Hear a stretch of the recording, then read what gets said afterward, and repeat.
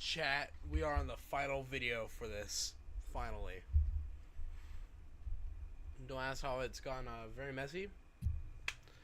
Well, Brio left this morning, and oh my gosh. He got messy as crap. So we're gonna go ahead and we're gonna change the title real quick so we'll tag him. I'm gonna send it to him saying we're on the final part. That's not the best way.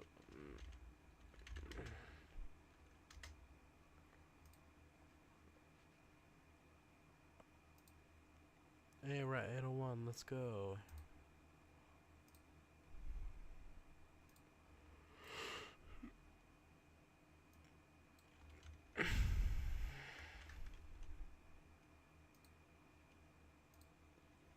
Alright. No, I'll just send it to him real quick. Saying, hey, we're on our final part. Yo!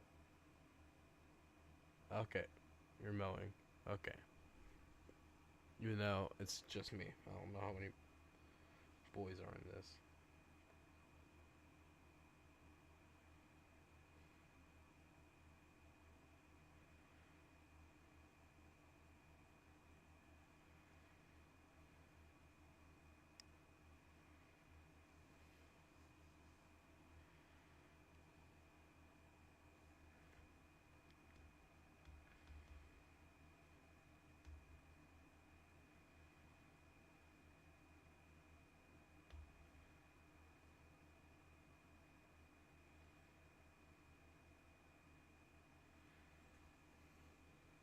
Send it to him.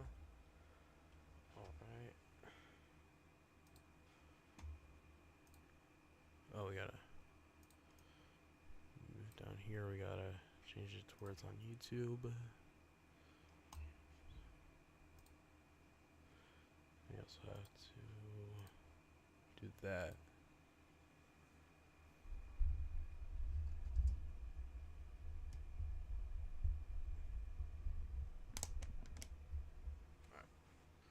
Let's go. Mitchell, have you ever had someone be so rude to you that you started to cry? Oh boy, buckle down for this story. So before I start, I have never cried while at Subway. I will admit, I have cried a few times in my life before, but it can't be more than like 10 times. But there was this one day when I was working at the store with one of my coworkers. I'm not going to say her real name, so for the sake of this video, let's call her Sarah. So Sarah is actually a little bit younger than me, and she has a bit of social anxiety, and I can't really blame her. She got a lot better with it because of the job at Subway. But when she first started out, she could barely talk to the customers, and I kind of had to always like kind of relay the information and try to talk to the customer myself and teach her how to really have better people skills while working the job. But there was this day when a lady came into the store and she needed something like 5 sandwiches. And well, Sarah kind of went to the back and was like, hey Malai, I need some help with these sandwiches. Could you bring them out? And I was like, why, of course. And I went to the line and I started to help her with these sandwiches. And this woman had very exact instructions as to how to make the sandwiches. Now, there's no issue with having exact instructions. Like, if you want mayo on the bread first, that's completely okay. If you want me to put stuff on it before it's toasted, that's okay too. But now what we do have a problem with is how you ask. And well, this lady was not asking in the nicest way possible. And it got to the point where me and my coworker literally just looked at each other and were like, what is going on? This is like a grown person and they're talking to us as if we're literally like the scum of the earth. I don't know. It was kind of hurtful in the moment, I'm not gonna lie, because it seemed like every single thing that I was doing would be told that I was doing it wrong. And usually with 5 sandwiches, it should take something like 8 or 9 minutes. But this had to take something like 25 minutes to make these sandwiches for this woman. And well, at one point during the sandwich process, she began to just completely ridicule the way that my coworker was making the sandwiches. And my coworker just kept saying like, I'm trying my best. I'm trying my best. And I was just standing there like, how dare you? Like, this poor girl is just making sandwiches all day. It's not very nice to just keep ridiculing it when you come into the store and you're buying from us. But I kept my mouth completely shut, and obviously she did too. And at the end, well, I guess that my coworker was so like overwhelmed with everything that she charged for 6 sandwiches instead of 5. And well, when this happened, the lady literally lost it. She started to go off and say things like, how could you mess up something so simple? And basically had zero regard for human life in that moment and started to ridicule every single thing that my coworker Sarah was doing. And so I quickly stepped in and I was like, okay, I will just fix this right now. I basically told my coworker to go to the back and I started to, you know, give the customer like an apology. I didn't really know what to do in the moment. So when that happens, I like to just apologize to the customer. And so I finally got the customer to leave and the store was dead. So I went back there to just check on my coworker and I literally thought that she was about to cry. It turned out maybe she was just cutting onions in the back, but still a very emotional moment. If you enjoyed the story, please like and subscribe. Okay, we're almost there. banned him forever. Milkoldion, have you ever banned someone from your Subway? In my 6 years of working at Subway, I've only ever banned 2 people in total. The first one was a man that stole my tips, and I've already told that story before on this channel. And the second one actually wasn't too long ago. So as I was growing on TikTok and YouTube, there was this weird thing where a lot of people that would come into the Subway were previous franchise owners at Subway. So there were these people that essentially used to own Subway stores, but unfortunately they went out of business because a lot of Subway stores in the past few years have gone out of business. And I'd say 99% of the people that come in are actually extremely nice, and they're usually just very congratulatory and very supportive of what I'm doing. But one day when I was at the Subway after a very, very busy rush, I had a customer come into the store and he wanted something like 3 sandwiches. And well, because I just had a rush, my entire line was basically empty. And so when he came to the front, he immediately said something along the lines of like, wow, everything here is empty. And I go, I know, I could just fill it up as we're going along. Sorry about that. Like, I had a rush before. And mind, this was at like 3 or 4 o'clock in the afternoon, so it wasn't like anybody else was in the store. It was literally just me and him alone. And well, my girlfriend was in the back of the store too, and she watched this entire thing go down. And basically, he started to berate me about how everything's empty. The first line I heard from him was, I used to own a Subway, so I know how this goes. Whoever your boss is, they should really keep an eye on you because it doesn't look good for business if your line is empty. And I'm like, whoa. Immediately, I'm thrown off by this because like, this guy's kind of just telling me how to do my job. But I figured nothing of it, and I was like, yeah, I understand. I'm really sorry about that. And then once we got to the vegetable part of the sandwich, basically a lot of the veggies were empty and I had to fill them up. And for some reason, this like made him furious. He was like, I used to own 4 Subway stores and never once would we have our empty veggie line. Basically, he was telling me like I was doing an awful job, and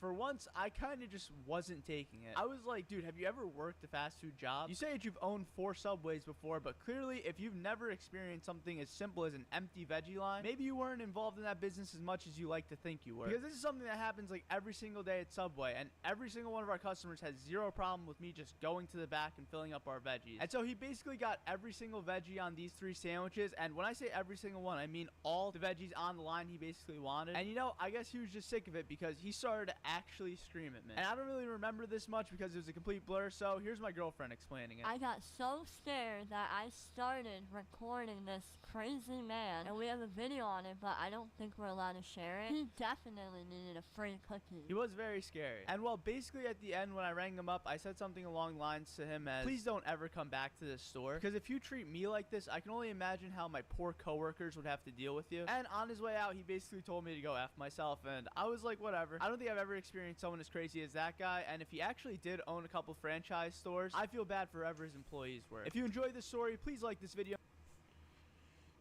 Okay, you're 1 cent short. Maloosh, what happens when someone's a penny short? So this situation has actually happened more times than I can even count. I'll be making somebody's sandwich and we get to the register and they'll have like $9.79 when the total was something like $9.80. And this has actually happened to me before. Well, I'll tell that story at the end. But if a customer comes in and they're a penny short, well, there's a few things that we could do to alleviate this pain. The first thing that we could do is just let them go, but nobody likes that. That's no fun, right? So the best thing that we could do is literally just take apart whatever they made and put it back into the bin. And the next best thing that we could do is I'll just hand them a mop and they can start mopping the floor for that extra penny. Nah, I'm just completely kidding. I put out a couple shorts about that a few weeks ago and people took it really seriously and got really offended. I was just kind of like, oh man, it's a joke, I'm sorry. But in all seriousness, if somebody's a penny short, we're gonna let them go. But once you start getting into like being 10 cents short, 25 cents short, 50 cents short, even $1, well, usually we will still let them go. But if they have something like a bag of chips or like a drink, you know, sometimes I'm gonna be honest, I'll be like, you can just put this back or you can come back and pay tomorrow. And one time I asked somebody that was basically $1 short for them to put back the cookie so that they have enough, and he did not seem too happy with me at all. This was somebody that I'd never seen in the store before, and I just kind of said it because I think I was having a rough day or something. Usually I'll let them slide. You all know the free cookie rule. But after I said for him to put back the cookie, he was basically like, you know what? I don't want Subway anymore. And then he walked out and didn't pay for any of the stuff that he bought and didn't take it. After that, I learned my lesson to never ever hassle somebody over $1 again. It's a hard lesson to learn. But if they're a regular customer, every single time we're going to be like, yo, just come back and pay for that whenever you come back to the store. Because you never want to upset your customers. I think that's the biggest issue with a lot of franchise people. Like, they'll be such sticklers over a couple cents when in reality, that customer is priceless. You have to appease yourself to the customer, but you don't have to break your back. It's just the little things, right? The nice acts, those always prevail. But one time, I went to a Dunkin' Donuts and I bought a coffee, and I was with one of my friends, and I was 1 penny short for the coffee, and I asked him if he would just let me slide with the penny because I had like $4, and the coffee was literally $4.01, and the dude said no. He pointed to the ATM right next to me, and he said, you can go take money out of that ATM. I was shocked in this moment. I don't think I was being a bad customer at all. And this dude basically just told me to go take money out so I could pay this 1 cent. I was looking at his tip jar and I saw a couple pennies in there. I'm not gonna lie, I was thinking about reaching in and just grabbing a penny and calling it a day. But what I ended up doing was going and saying, oh, I'll just get the penny from my car. And luckily, I did have a penny in my car and I paid for it. And well, I never came back to that Dunkin' Donuts ever again in my life. Like the video and subscribe to my channel, please and thank you, and have a beautiful...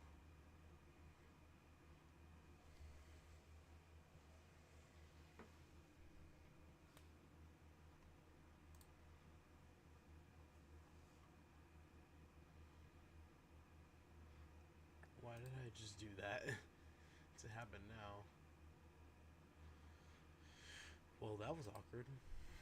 Michelin, have you ever found yourself in a really super awkward situation with one of your customers? Awkward situations happen just about every single day when you're working in fast food. And I'm going to tell you about 3 of the most awkward situations that I've ever experienced while working at Subway. And the last one, well, it might just be so awkward that you're literally going to fall out of your chair. So first and foremost, one of the most awkward things that can ever happen in a sandwich artist is when I literally drop a customer sandwich. Everything will be going perfectly fine, and then out of nowhere, as I'm trying to transport it to the toaster oven, well, that sandwich will completely just drop to the floor, and I'll look right at the customer, look back at that sad sandwich on the floor, and then look back at the customer and just see the face of horror. And this has happened to me while I've had a line and being by myself. And in all honesty, I'm just standing there waiting for the customers to start booing me. But most of the times, the customers are super nice and understanding about it. But let's be real, when you mess up with something like a sandwich that somebody wants to eat right away, the person you're making it for is probably going to be pretty upset, and it's a little embarrassing. The second is when I have a customer who I'm about to ring up, and this actually happened to me 2 weeks ago. I'll get through making their entire order, and then we get to the register, and either one of 2 things will happen. One, they'll start swiping their credit cards and they'll just all be getting declined. Thank goodness this hasn't happened in a long time, and when this did happen to me, I wanted to just let the person go and pay for their sandwich myself, and I actually did do that once. But the most recent time, I had somebody come into the store and all they wanted was 3 cookies, and when I went to tell them their total, they seemed to have been looking through their bag very intentionally for like 3 minutes, and the customers were just staring at us, and it became pretty clear to me that this person just didn't have money to pay for the cookies. So to avoid other customers getting upset with me just standing there, and for this person to, you know, just kind of be embarrassed by the fact they didn't have a couple dollars to pay for the cookies, I let them just go with the cookies and let them enjoy. I know that if I was in that situation, I would really appreciate somebody doing that for me. And the most embarrassing thing that happens at Subway is when 2 customers start fighting with each other. Now, you'd be shocked. You'd imagine that this probably doesn't ever happen because customers never talk to each other in the store. But you would be extremely shocked because for some customers, well, sometimes they'll be on high alert. And one unique thing about Subway and somewhere like Chipotle is that you have to stand next to each other in a line in order to get your food prepared. And well, this time these 2 customers were standing a little too close to each other, and the woman kind of just freaked. She was like, yo, you're all up in my business, you gotta back up. And the man was kind of like, whoa, I don't know why you're giving me an attitude about something like this. And they just started going back and forth, and I was standing there like, ma'am, do you want pickles on your sandwich? Moments like that are so embarrassing that it quite literally hurts. If you enjoy my videos, please consider liking this video and subscribing. It helps me out a ton. And have a beautiful...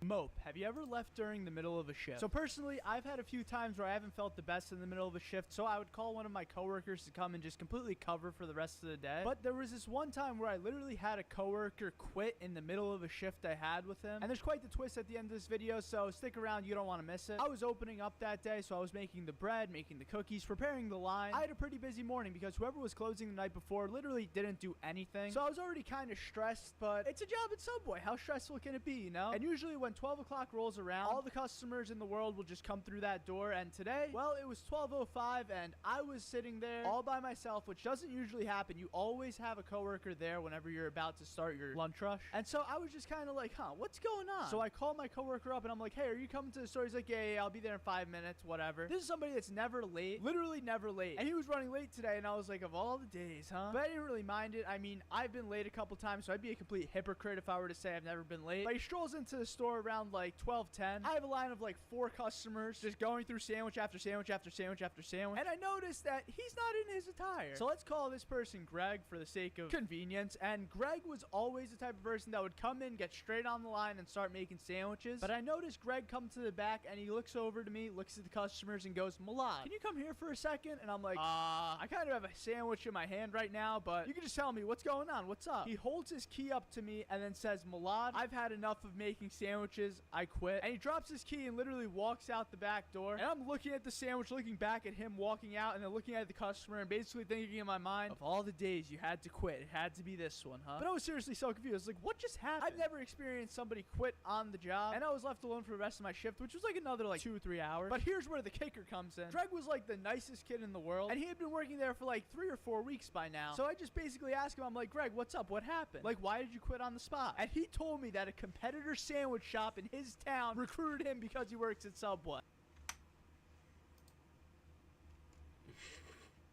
Welcome to why I can't have a job sometimes. Mustard, what is the worst thing a customer can do? So there's some pretty bad customers out there, but I think the 2 things that I talk about in this video are, well, probably the worst things possible that a customer at any fast food place could ever do. And there's a bonus one at the end, so make sure you stick around and listen to it and subscribe for more awesome content like this. So I think the worst thing that a customer has ever done to me before was refuse to leave the store. It was a night like every single other night where I was just kind of closing up everything and putting everything back into the refrigerator, but I had one customer that came into the store literally like 2 minutes before I planned on closing, and this customer, well, he ordered a sandwich that was pretty stacked, and I had everything in the back, so I did start bringing it back to the front, and he asked if he could just sit in the store and eat the sandwich, and it was like 9:30 at night. So I was like, you know what, that's fine, you can sit in the store while I close up, but you kind of got to leave in like 5 minutes if that's cool. And he completely agrees to it. He's like, yeah, I'll leave as soon as you need me to leave, it's no problem at all. And you know, there was a little bit of awkward time in between where I was like, I kind of want this customer to leave, but I don't want to be rude and be like, yo, please leave the store. But you know, I had somewhere to be. It was like 9:30 at night, I wanted to be home, I was gonna meet up with some friends, do whatever I was gonna do. So I kindly asked the person, I was like, hey, do you mind if I close up shop now? And he's like, oh yeah, sure, no problem at all. But he just sat there, like he didn't get up at all or even move a muscle. So I was kind of confused. I was sitting there like, I wonder if it kind of like rang with him whether or not he has to leave. And so I did tell him like another time, and he was like, oh, I'm so sorry, and he left right away. Now that's not too bad, all right, but I had another customer where she asked me to toast her sandwich, and this is the infamous "did I burn her sandwich" meme that I put up on my channel a few months ago. She basically told me toast the sandwich, make it extra crispy, and well, after I threw it into the toaster oven and made it a little extra crispy, she told me that I burnt her sandwich. This sandwich was not burnt in any way, ma'am. I know for a fact because I literally clicked the button that we always click. I actually under toasted it, if anything, but she insisted that the sandwich was burnt and wanted me to make her a brand new sandwich, and I was pretty annoyed by this. And then the real kicker that got me at the end was she asked me if she could keep the burnt sandwich. This sandwich wasn't burnt at all, was it? In that moment, I felt a little enraged, but I was like, you know what, I'm just gonna bite my teeth, and I told her, nah, you're not gonna take this burnt sandwich. And so what I ended up doing was eating that burnt sandwich for myself and for like 10 million other people on YouTube to enjoy watching. So that was a pretty annoying case of a customer that felt a little entitled. And don't get me wrong, a lot of customers aren't like this, but as an additional bonus story, I think one of the most annoying things I've ever had a customer do is they literally will spill their drink on the ground and never even clean it up or tell me about it. So I had a drink sitting on the ground for like an hour before realizing it, and well, let's just say that was one of the hardest messes I ever had to clean up.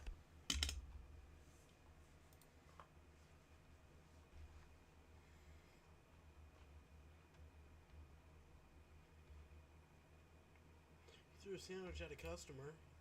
Has someone thrown something at you like a sandwich? I actually have had stuff thrown at me before, which is shocking because you never expect somebody to throw something at a Subway worker. And I actually know somebody in the past who actually threw a sandwich at a customer, but you have to hear the story to understand why. But first, about 22% of you guys are subscribed and 77% aren't. So if you're not subscribed, please consider subscribing and turn on the bell notifications. Working at Subway, you definitely meet some interesting characters. And it's kind of weird because it feels like some of the customers that come in have never been trained any etiquette and going to restaurants by their parents. And these are like grown people, like these are like 30, 40-year-olds. So something that commonly happens is whenever I go to ring up a customer, instead of handing me whatever the change is or the dollar amount is, they'll kind of slide it across the table. And well, a lot of the times when they do that, it actually falls onto the ground and I have to like literally bend over and pick up the change. And I mean, this might not seem like a big deal, but it's a little rude in my eyes. And I'm sure this happens to a lot of other fast food employees, and well, it's just not fun to deal with. And I think something even more annoying is that a couple times I've had a customer slide their chips across the counter and it'll fall onto the floor, and the customer will get mad at me because I let the chips fall on the floor, and they're like, I'm not taking this bag of chips. I'm gonna take a bag of chips that doesn't have cracked chips because it fell on the floor. And I'm like, sir, you're the one that slid it across the table that got it on the floor. And you say, did somebody ever throw a sandwich, or have I ever thrown a sandwich? And I've never personally thrown a sandwich. Not my Subway, nobody's ever thrown a sandwich at me. I mean, come on, how ridiculous is that? Well, it's not too ridiculous because my brother told me a story one time about how one of his friends that worked at a Subway actually threw a sandwich at a customer. The customer was basically giving giving the guy a huge attitude, and at one point a fight started to break out. Not physical, but verbal, and the guy said, "This is why you're gonna work at Subway for the rest of your life, and work at this dead-end job." And the person's parents own the Subway, and, well, he wasn't having it. So I think it was the final straw, and, well, he literally threw the sandwich at the customer, and obviously the customer reported to corporate, and the employee that threw the sandwich had to take, like, a leave for a couple months and do, like, this training where he had to agree, like, I will never throw a sandwich at a customer ever again in my entire life. But, I mean, if you ask me, if a customer's telling you that you're gonna work a dead-end job at Subway the rest of your life, maybe he had it coming. Okay, I shouldn't say that, but, you know, I'll always side with the sandwich artist. Maloosh, what happens when someone's a penny short? So this situation has actually happened more times than I can even count. I'll be making... Has someone thrown something at you?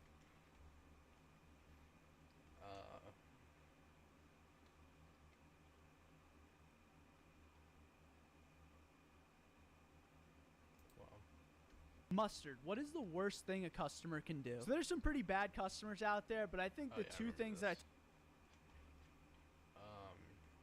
Where's the meat?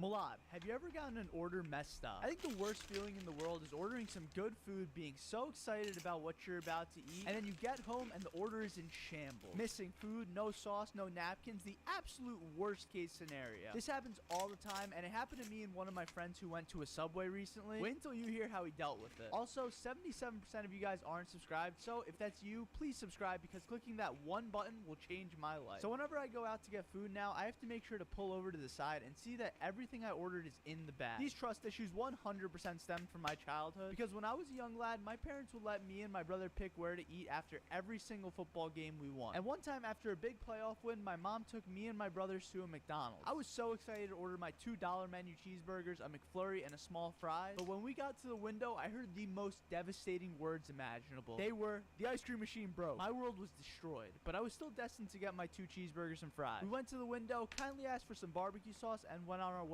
Me and my brother were hype, and I didn't even think about the McFlurry anymore. But when I opened the bag of food, I was horrified. They forgot one of my cheeseburgers and my barbecue sauce, and my dad ate half of my french fries on the ride. And then we lost our next game and never went back. Something similar actually happened to my friend at Subway a few weeks ago, and this man is the nicest man I know. We'll call him Derek. Recently, Derek told me that he's been watching the videos, and it motivated him to incorporate Subway into his diet. For 2 weeks, he was getting the protein bowls from Subway every single day, but one day, they forgot to put the meat. They forgot to put literally the only ingredient that matters onto the bowl. It's like forgetting the patty on a burger and just handing someone 2 buns with a tomato in between. Derek was understanding, though, humans can make mistakes. So he wrote a strongly worded email to the manager of the store about this matter, hoping they would fix it. And well, the manager replied with one word, sorry. From that day forward, Derek never went back to Subway, and I figured out the connection. People would be dead. I would not be happy. Serving a deaf family, this is a good one. Malad, have you ever served someone who is deaf or blind? When I used to work at our old Subway, there was a deaf family that used to come in a lot, but I remember the first time they came in, I was confused because the father kept pointing at his ears when I asked him what kind of bread that they wanted. At that moment, a 16-year-old Millard didn't know that this family was deaf, but once it hit me that they weren't able to hear what I was asking, I tried to be as helpful as possible. You're probably wondering what to do in a scenario like this, and honestly, I had no idea at the time, so if you don't know either, I don't blame you. I was on the spot, but I quickly realized something. By pointing and showing off the different options available to this family, they were able to tell me yes or no with a simple thumbs up or thumbs down. This was an OP system, and once we got this down, every single time I would see them come into the store, I knew exactly what they wanted. And if they didn't want something that they wanted previously, we would just use the thumbs up or thumbs down and the point method again. Nothing would make my shift better than seeing this family happily coming in and smiling and waving at me. They were some of the kindest people that I would ever see come into the store, so I was always on the lookout for them. I even wanted to do something special for them once because they were always so great to me. So one time on shift, I noticed them coming in to order something through one of the big glass windows up front, and I quickly ran to my laptop in the back and I looked up some common sign language signals, and in that little bit of time I was able to learn hello and thank you. The smiles on their faces when I was able to communicate with them through sign language is something that I'll never forget. Even though it was just 2 gestures, it made a world of difference for me, and I could imagine for them too. And the little boy in the family was jumping up and down so excited, and I may or may not have been holding back tears of joy in that moment. But I've never served somebody blind in my 6 years as a fast food worker, worker, but I think it would be pretty simple to handle. At least I would hope. I have no idea because I've never done it. But visually, it would be very difficult to decipher what they're exactly looking for. But I think speaking, and especially if they've come into the store before, that would make a world of difference. So we could just verbally communicate back and forth whatever goes onto the sandwich or whatever food product I'm working on. And I actually saw a video once of a blind person who didn't have much trouble at restaurants at all, but the hardest part for him was trusting whoever was serving him. The man told a story once about how he went to a restaurant all by himself and he bought a meal for a little under $20, but when he asked the person who served him to assist and to take the correct amount of change from his wallet, the server ended up taking a $100 bill. I hope that server gets the karma they deserve. But anyways, to this day, I'll never forget that family and the joy that they used to bring to me, and hopefully the delicious sandwiches I gave to them. And if you enjoyed this story, please consider subscribing. It helps me out so much. Right.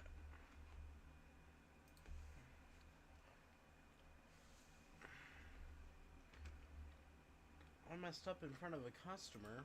No. Milker, have you ever just zoned out on an order when a customer is just standing in front of you? I'd be lying if I told you that I'm a sandwich god that can memorize any person's entire order by them just telling me it once. But at Subway, you get a ton of customers who think it's a great idea to tell you the whole sandwich all at one time. So when I'm behind the counter and someone does that, it feels like I have to remember as many pieces of a puzzle as possible. But every once in a while, we all zone out, and this usually happens to me near closing time. Whether it be putting ranch on a sandwich instead of mayo, or making somebody an Italian BMT sandwich instead of their steak and cheese, I have, well, completely destroyed people's orders before, and I blame it usually on having plans right after work. I'll be making somebody's sandwich and just thinking through, oh my god, I can't wait to get out of work so I can go hang out with my friends or just do something more fun than being at work. I mean, I think a lot of you can relate to that work in fast food, but I'll never forget one time where it was 30 minutes before closing time and I was just getting ready to leave. I was looking forward to going home because I planned on meeting my friends after to eat some wings and watch a really, really important football game, and at the time while I was closing, all I had my mind on was the flavor of wings I was gonna get. And for those wondering, yes, I get boneless, and yes, I think they are better than bone-in. Fight me about this. But anyways, on this night, I was counting the minutes till I was literally gonna close when I hear the sound of a bell go off and the door open. In my mind, I'm hoping this customer wants something simple, but when I go behind the counter and start my usual, "Hi sir, welcome to Subway, what can I get for you?" this man rattles off his sandwich with every single ingredient at what seems like supersonic speed. And my little puny brain literally didn't hear any of it because I was so on autopilot thinking about wings and a football game after I was gonna get out of work. And so I thought that he wanted Italian bread. I got Italian bread. Turns out he wanted wheat. I thought he wanted a turkey sandwich. Turns out he wanted a steak and cheese. And I just remember standing there and staring at him because I didn't remember a word that he said. But in that moment, I had a job to do. And so I snapped back into sandwich making mode. Nice. And well, I had to ask the man to repeat his entire order. I'll never forget the look on this guy's face when I told him this. It was like a disappointed father seeing his son's bad grade. But hey, I was hungry and I was looking forward to some wings. If I'm being honest, I could have done a lot better, but he just sighed and started his whole order again, and he even took the time to quiz me after it. And to this day, I still remember what this guy gets because he took the time to quiz me. And we ended up having a good laugh about it. I think it was because we were both hungry. So the second the customer walked out of the store, I went to the door and immediately locked it, turned off all the lights, packed up everything, and then I went straight to my favorite wing place and ordered some really hot, spicy wings. And now I always remember to be in the present moment when somebody's ordering a sandwich, and more importantly, I know not to get spicy wings because that was a nightmare of a night. Please subscribe if you enjoyed this video.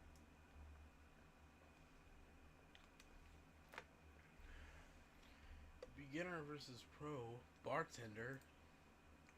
This is a professional bartender, and well, this is me, a complete beginner. I've never made a drink in my entire life, and if I'm being honest, I don't drink anything that often besides water or soda. But my buddy Vlad invited me and some friends over to his studio and taught us how to make some amazing drinks. You know, I never realized how much skill actually goes into being a bartender, and I promise by the end of this video, you're going to be absolutely amazed by some of the tricks that Vlad pulls out of his hat. But first, about 75% of you guys aren't subscribed to the channel, so if you aren't subscribed, please consider subscribing.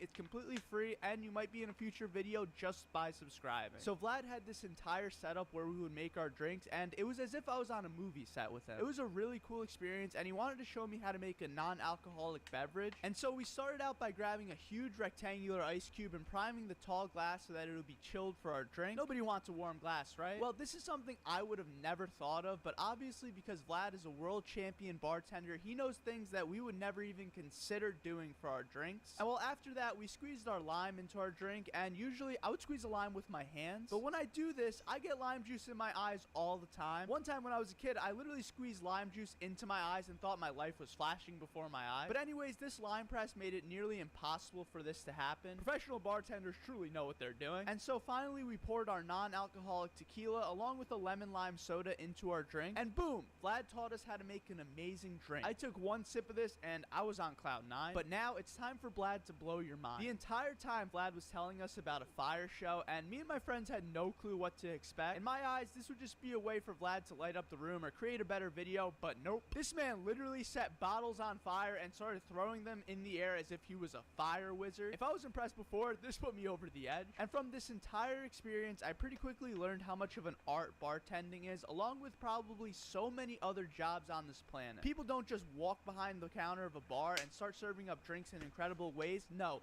this is a muscle that needs to be flexed. Vlad has been doing this for his entire life. He moved from the Ukraine to America just to seize the opportunity and take his skills to another level, which is so incredible to me. Cheers to my friend Vlad, and cheers to the other bartenders around the world working extremely hard. And now next time you go to a bar, tip your bartender a little bit extra, because now you know how hard they work. And now I want to try something new. If you made it to this point in the video, please leave a comment down below.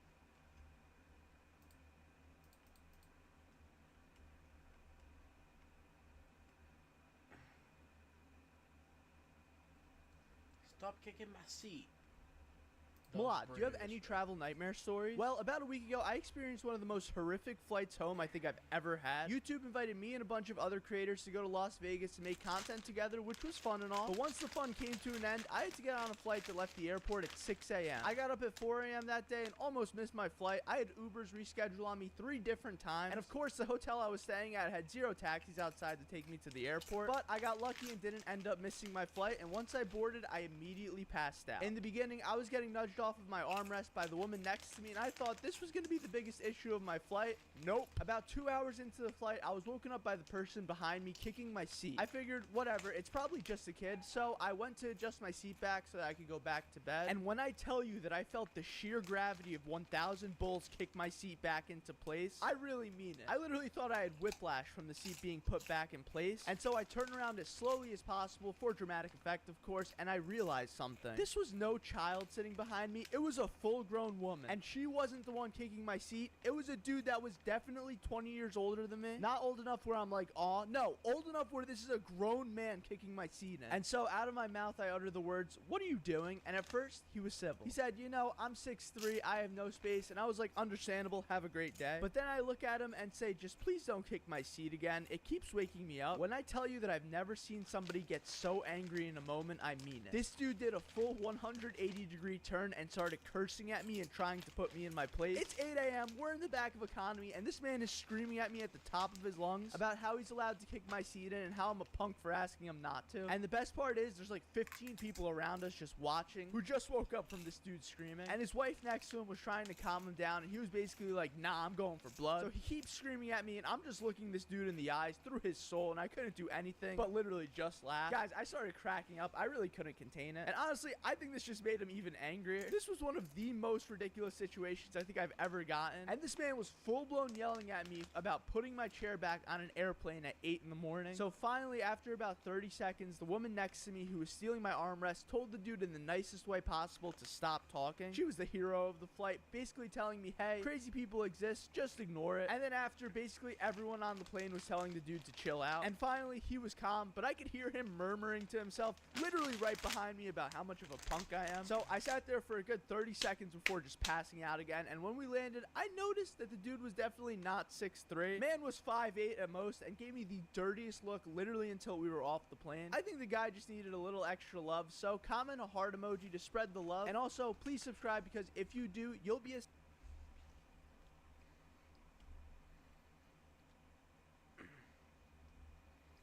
Why I'm starting a country Milad, are you actually starting a country or is this all for clout? So over the past few days, I've started to make a completely different type of content for my YouTube shorts, and I've been having so much fun making this content. So much so that I'd say I'm having as much fun as when I first started making content. It's honestly been a blast. It feels so fresh and so new to me, but one of the things that happened along with this new style of content was me making a claim. In these videos, I've been saying that once I hit 10 million subscribers, I'm gonna start my own country, and at first, it was a complete joke. My brother saw a few other YouTubers talk about how they're getting creative with their milestones on YouTube and building a community around doing something together with their fan base, so he pitched me the idea of starting my own country. When I first heard the idea, I honestly thought it was one of the most ridiculous ideas I'd ever heard, but then night after night, the idea got stuck in my head. I started to think about how cool it would actually be to have a country. I thought about how cool the parties on the country would be. Heck, I even started doing some in-depth research into how to buy an island and actually declare yourself a country. By the way, it's a lot easier than I thought. All you have to do is own land and declare yourself a country. That's how places like the city with no laws, aka Slab City in California, exist. But at this point, even with all of these thoughts racing through my head, I thought the idea was still ridiculous. 1. How would I ever in a million years get to 10 million subscribers? 2. How am I gonna get an island to start this country? And 3. Would my audience even want me to be doing this? And so I had an internal conflict, but then my brother helped me realize something. I'm literally a person that a year ago was working a minimum wage job at Subway with not even $100 to my name and about 4,000 subscribers on YouTube. Anything is possible. So I entertained the idea and posted a short where I mentioned that I want to start a country when I hit 10 million subscribers, and I thought the short would flop, but nope. Thousands of you beautiful lads began commenting about how amazing it would be to be a part of the country and encouraging me to chase my dreams in getting this island and starting a country together. Honestly, it brought a tear to my eye. Our community was so supportive of an idea so outlandish and crazy that now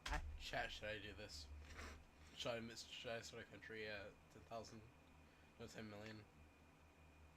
have to do it. At 10 million subscribers, I'm gonna start my own country. I'll figure out how to get the island. I'll figure out how to exactly create a country. And what my brother said was true. Anything is possible, but I do need your support. This is a really hard task to accomplish on my own, but there are 2.85 million of us. 2.85 million people subscribe to this channel. There is so much power in numbers, so if you aren't subscribed, subscribe, and even if you could get one person to join the cause, it would help.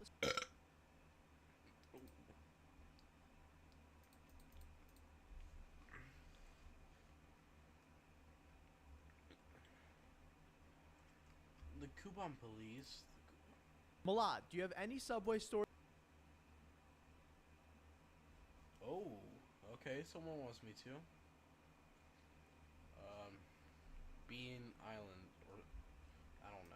About coupons. So at Subway, coupons are one of the most controversial topics in existence, and I'll tell you why. Subway, the company, will send coupons in the mail at random times to customers, but a lot of the times the owners of the actual stores will have no idea. Alright, I'll call the country, I don't know. That's a good name.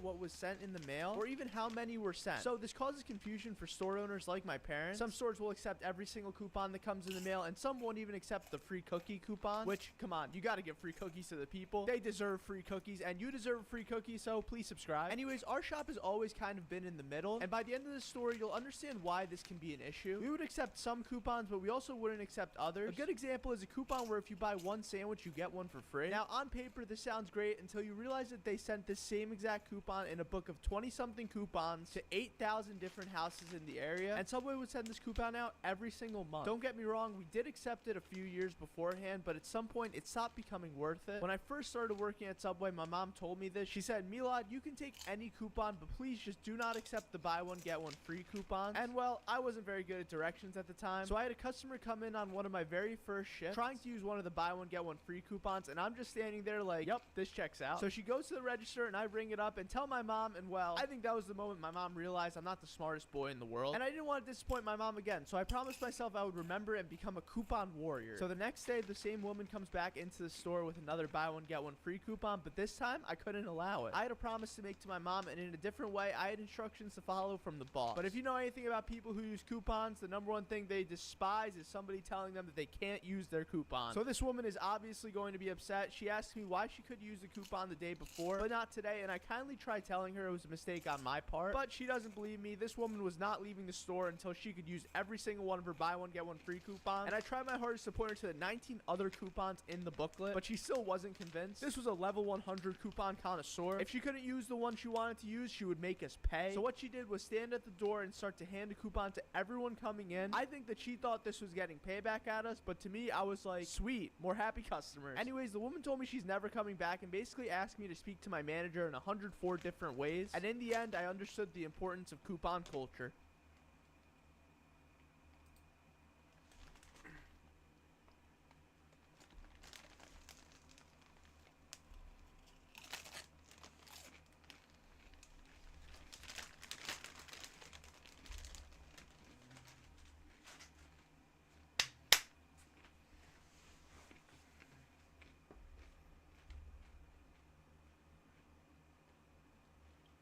I can play something back in like 2 seconds. I have to go talk to my mom about something. This is the world's biggest music festival. It's called Coachella. And this is Waldo. If Waldo can successfully hide from me for 1 hour, he wins $1,000. But if he gets found, he has to eat the world's spiciest chip. 3, 2, 1, go. Go. You have 15 minutes to hide. Go, go, go. Now we have to chill here for like 15 minutes. What are we going to do? Do you think you could see Waldo in that crowd? I don't think we're going to find him. All right, we have 5 minutes until the timer goes off. We have to find Kevin. Yo! 3, 2, 1. Alright, so my number one guess as to where Kevin is either the main stage or one of the dark rooms, like the one back there. We're going to take it easy. I mean, Kevin doesn't understand that there are stakes. So what we're going to end up doing is probably close off the top perimeter after like 20 minutes, close off the second perimeter after like 40 minutes, and then we're going to corner him. And just to make it all even worse, I have Kevin's exact location on my phone. So good luck, Waldo. We're going to find you. Alright, my guess is front stage, so we're going to go there first. Let's go! Alright, we have like 55 minutes. We're gonna go to the stage. And so we walk through the entire crowd of the main stage with no sign of Waldo. Oh, man. Hey. And well, meanwhile, Kevin was having a blast. Right, he wasn't here, but I have a backup plan. Come on.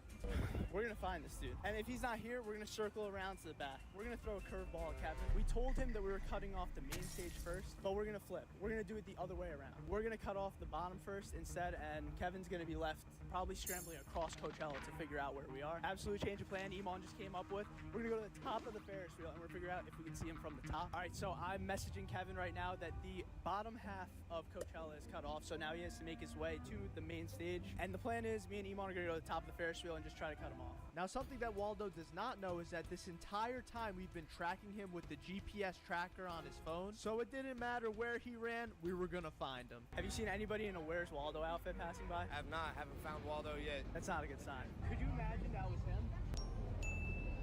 We're getting him. Oh, yeah. Sorry, man. Yo, I'm gonna be honest with you. We kind of tracked your location for like half of it, but it went off. It went off at one point. So I'm gonna give you one chance at redemption. Oh, okay. If you get to the top of the Ferris wheel in the next 12 minutes, I will give you the $1,000 bucks. You don't have to eat the spicy chip. Go, go, go, go, go, go. Let's see if he does it. I don't know if he's gonna do it. Look at this crowd right here. There's no way he gets to the top of that Ferris wheel in time. It's for $1,000 bucks. It's for a good cause. And we're just gonna sit back and watch. Hey. Yo. I need to get on this in 12 minutes, or I have to eat a spicy chip. I'll give you $20. Okay. We have 8 minutes left on the time. He's right there. He's gonna get on. I lost $1,000. All right, end the video. I thought for sure Kevin was gonna make it in time, but maybe 8 minutes wasn't enough. All right, boys, there might have been a lapse in judgment. Kevin is still right there, and there's 3 minutes and 23 seconds on the timer left. So this is really coming down to the wire. I didn't expect this, but let's see if he does it. A minute left. 50 seconds. Who's next in line? Look at who's next in line. 5, 4, 3, 2, 1. Sorry, kid. I'm at the top, but time's run out. Here with my buddy Max. Even though Kevin had to eat the spiciest chip in the world, we still had fun, and Kevin had what he said was the best day in his life. And in the end, we even found another Waldo. We found Waldo. Yeah, you can eat it. Is it spicy? How you feeling? This is the hottest thing. My tongue is on fire.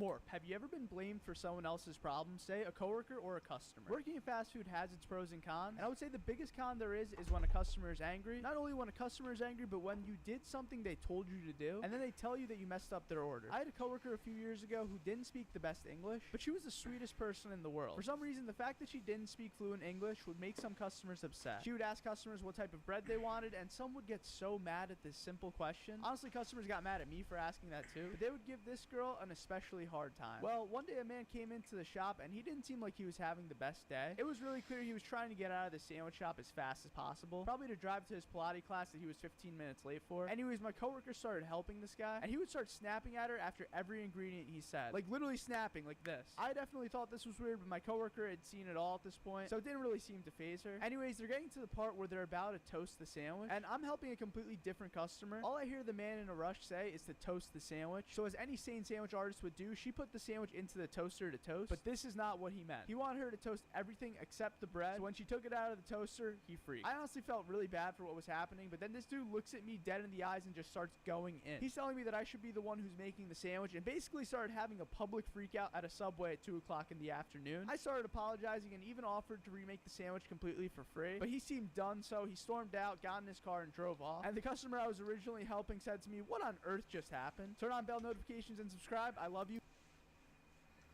Alright. Man orders 1,000 sandwiches. That's me right there.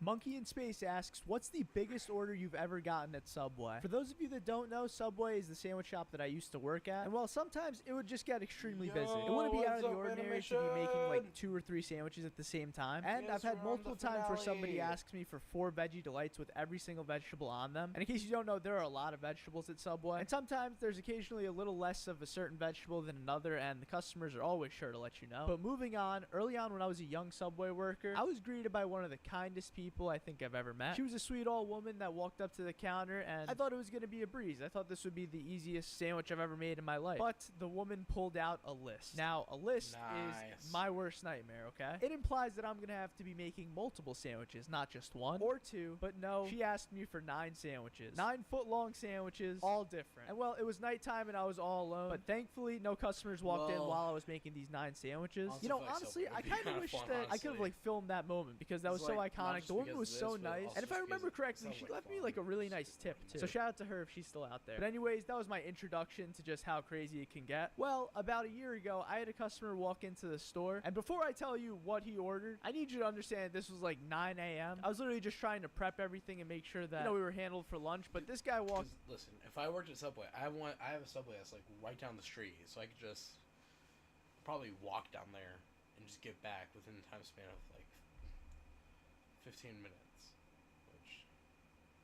Actually, no. When I'm like 16, I could probably drive down there like 3 minutes. Walks in, and I go, "How can I help you, sir?" And he tells me that he needs 1,000 sandwiches. 1,000 sandwiches? Where on earth am I supposed to get 1,000 sandwiches from? I asked him why, and he said it was for a local charity because he was with some crypto organization. I don't know. I think he was trying to recruit me to his Ponzi scheme, but I was like, if you give us like maybe a day or 2, like we can get this done. And I was so worried that he was just gonna like walk out of the store and we just lost the opportunity to make 1,000 sandwiches. But he understood, and I don't know. We made 500 footlongs and just cut them in half, all for him, and they all went to charity. So that was strange. And then there was another time where somebody came in and ordered 13 sandwiches. Luckily, I was with a coworker at the time. We just kind of breezed through them. If you enjoyed this video, please subscribe. Also, I'm starting a country when I hit Making pizza at Subway. Today we're making a pizza at Subway. The only ingredients we're going to use is Subway bread, some marinara sauce, and some mozzarella cheese. First step is going to be to oil our pan. Just get a little oil on there, just enough so it's not sticking everywhere. Now I took 4 pieces of Subway bread and just cut it up into bits so that it could, kind of soften up. And so we're gonna like just mush this all together to become like our pizza dough. Easy enough, right? You ever see a Subway pizza, Serdar? Nope. All right, so we let it melt out a little bit. So we're gonna start to shape it into a little pizza, a mini pizza. Not professional by any means, but this is a Subway pizza, so. Okay, pizza is starting to take shape, I'm just really trying to stretch it out so that, yeah, we have another customer going in. You wanna go tell her we're closed? We're closed today? No? I'm sorry. Have a great day. Gonna smash it flat. Hopefully I don't break this glass underneath it, but I'm gonna preheat our oven 375, solid 375. All right, cool. Now we get our marinara sauce. It's like a real pizzeria. Look at that. Time for the marinara. Oh, it's a lot of sauce. It's a lot of gravy. We're just gonna take our spoon, we're gonna spread it out, pretend like nothing happened. Not bad at all. I mean, that crust kind of looks like it's deforming, but it's a good pizza. It's a good Subway pizza, right? It's great. Thanks, man. Now it's time for the mutz. All over. Look at that. Looks beautiful. Nice. This is it. This is the pizza. We're gonna plop it into the oven, and then we'll bring you a beautiful pizza pie. Go right in there. And just like that, a Subway pizza. One. That was a clean slice, huh? That was clean. All right, listen, Dave Portnoy, he reviews pizzas. Come try a slice of Subway pizza, Dave. Be a real man, won't you? It's like scorching hot, but cheers. It's a little bready, but it's like very bready. It's like all bread, like a 7 out of 10. Mikey Doritos on a pizza.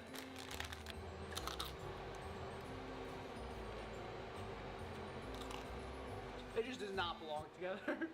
Rate it. Rate it like a 5 out of 10. Yeah, no, 6 out of 10. 6 out of 10.